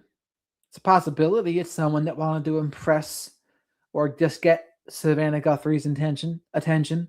I think it's more they wanted to punish her. So I think it's specific in that regard. A random element would be, and it's not even really random, if they wanted to punish her or her husband because of who they've interviewed or their political affiliations. Of all the ways to try to punish someone, though, too, like for a political reason, I've heard stranger.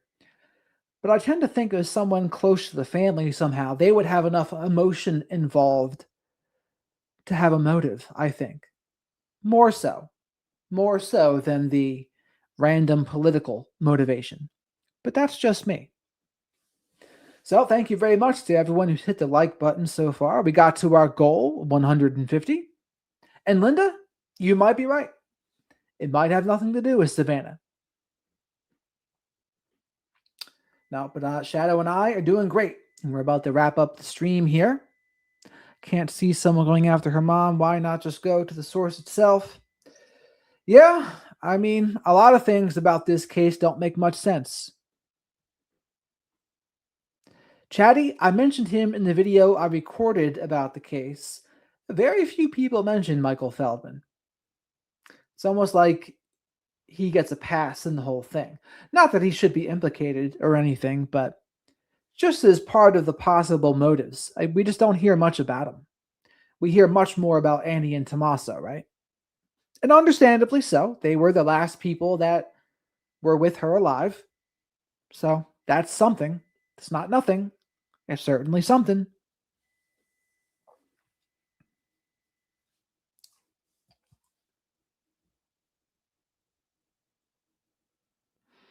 Wish you'd get yourself a real dog. Well, I'm going to become a dog behaviorist. Shadow and I are really good with pets, so I might become a dog behaviorist. I used to work for a dog whisperer, and she would charge $600 an hour and do it in 3-hour blocks. So she was rocking and rolling. I don't know where she got all of her clientele from, but you have to be well-to-do to be spending that much money. Right, Danielle? You're going to become a dog behaviorist with me?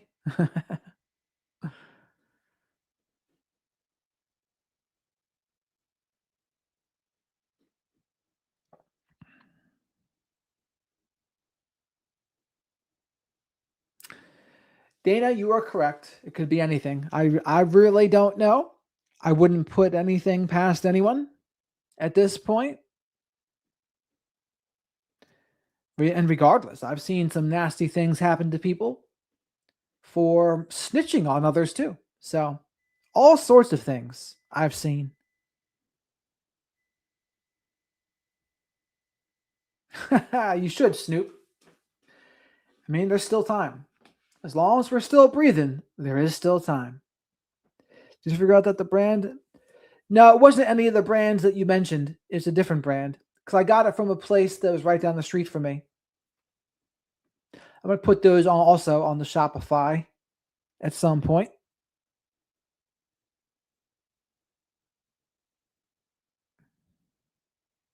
I'll have to write down the name of it, though. But it wasn't one that you mentioned.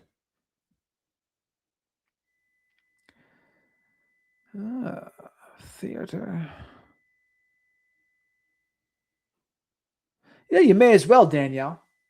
A lot of wealthy people, they really like working with their animals, whether they're horses or dogs. A lot of money in that stuff. And that's a big part of the battle of becoming a business, is having the right clientele, having the right people to sell things to. That is more than half the battle, I would say. But all right, folks, about time to wrap this up here. Shadow and I thank you for all of your support.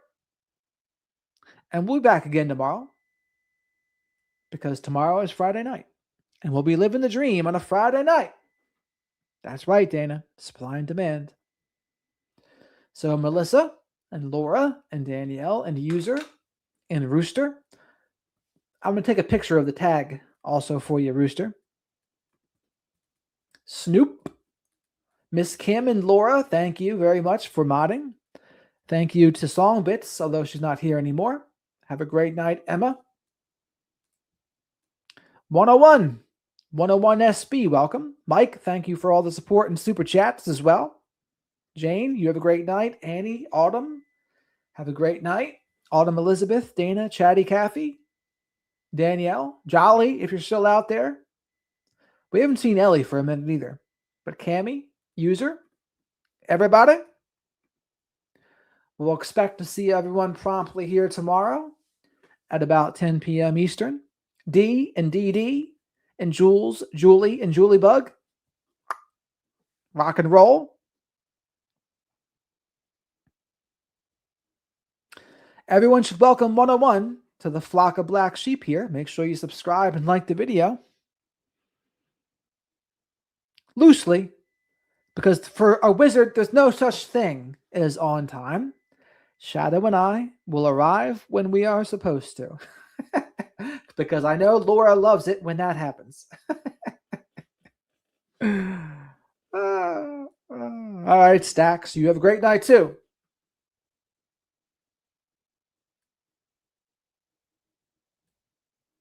I agree with you, Danielle. I think you should.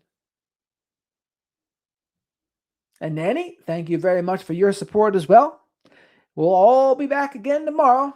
I'll give Laura an episode of the Chuckle Hut. All right, guys. Have a great night. And thanks to Rooster for getting the likes up as well. So long. And welcome 101, as long as they subscribe.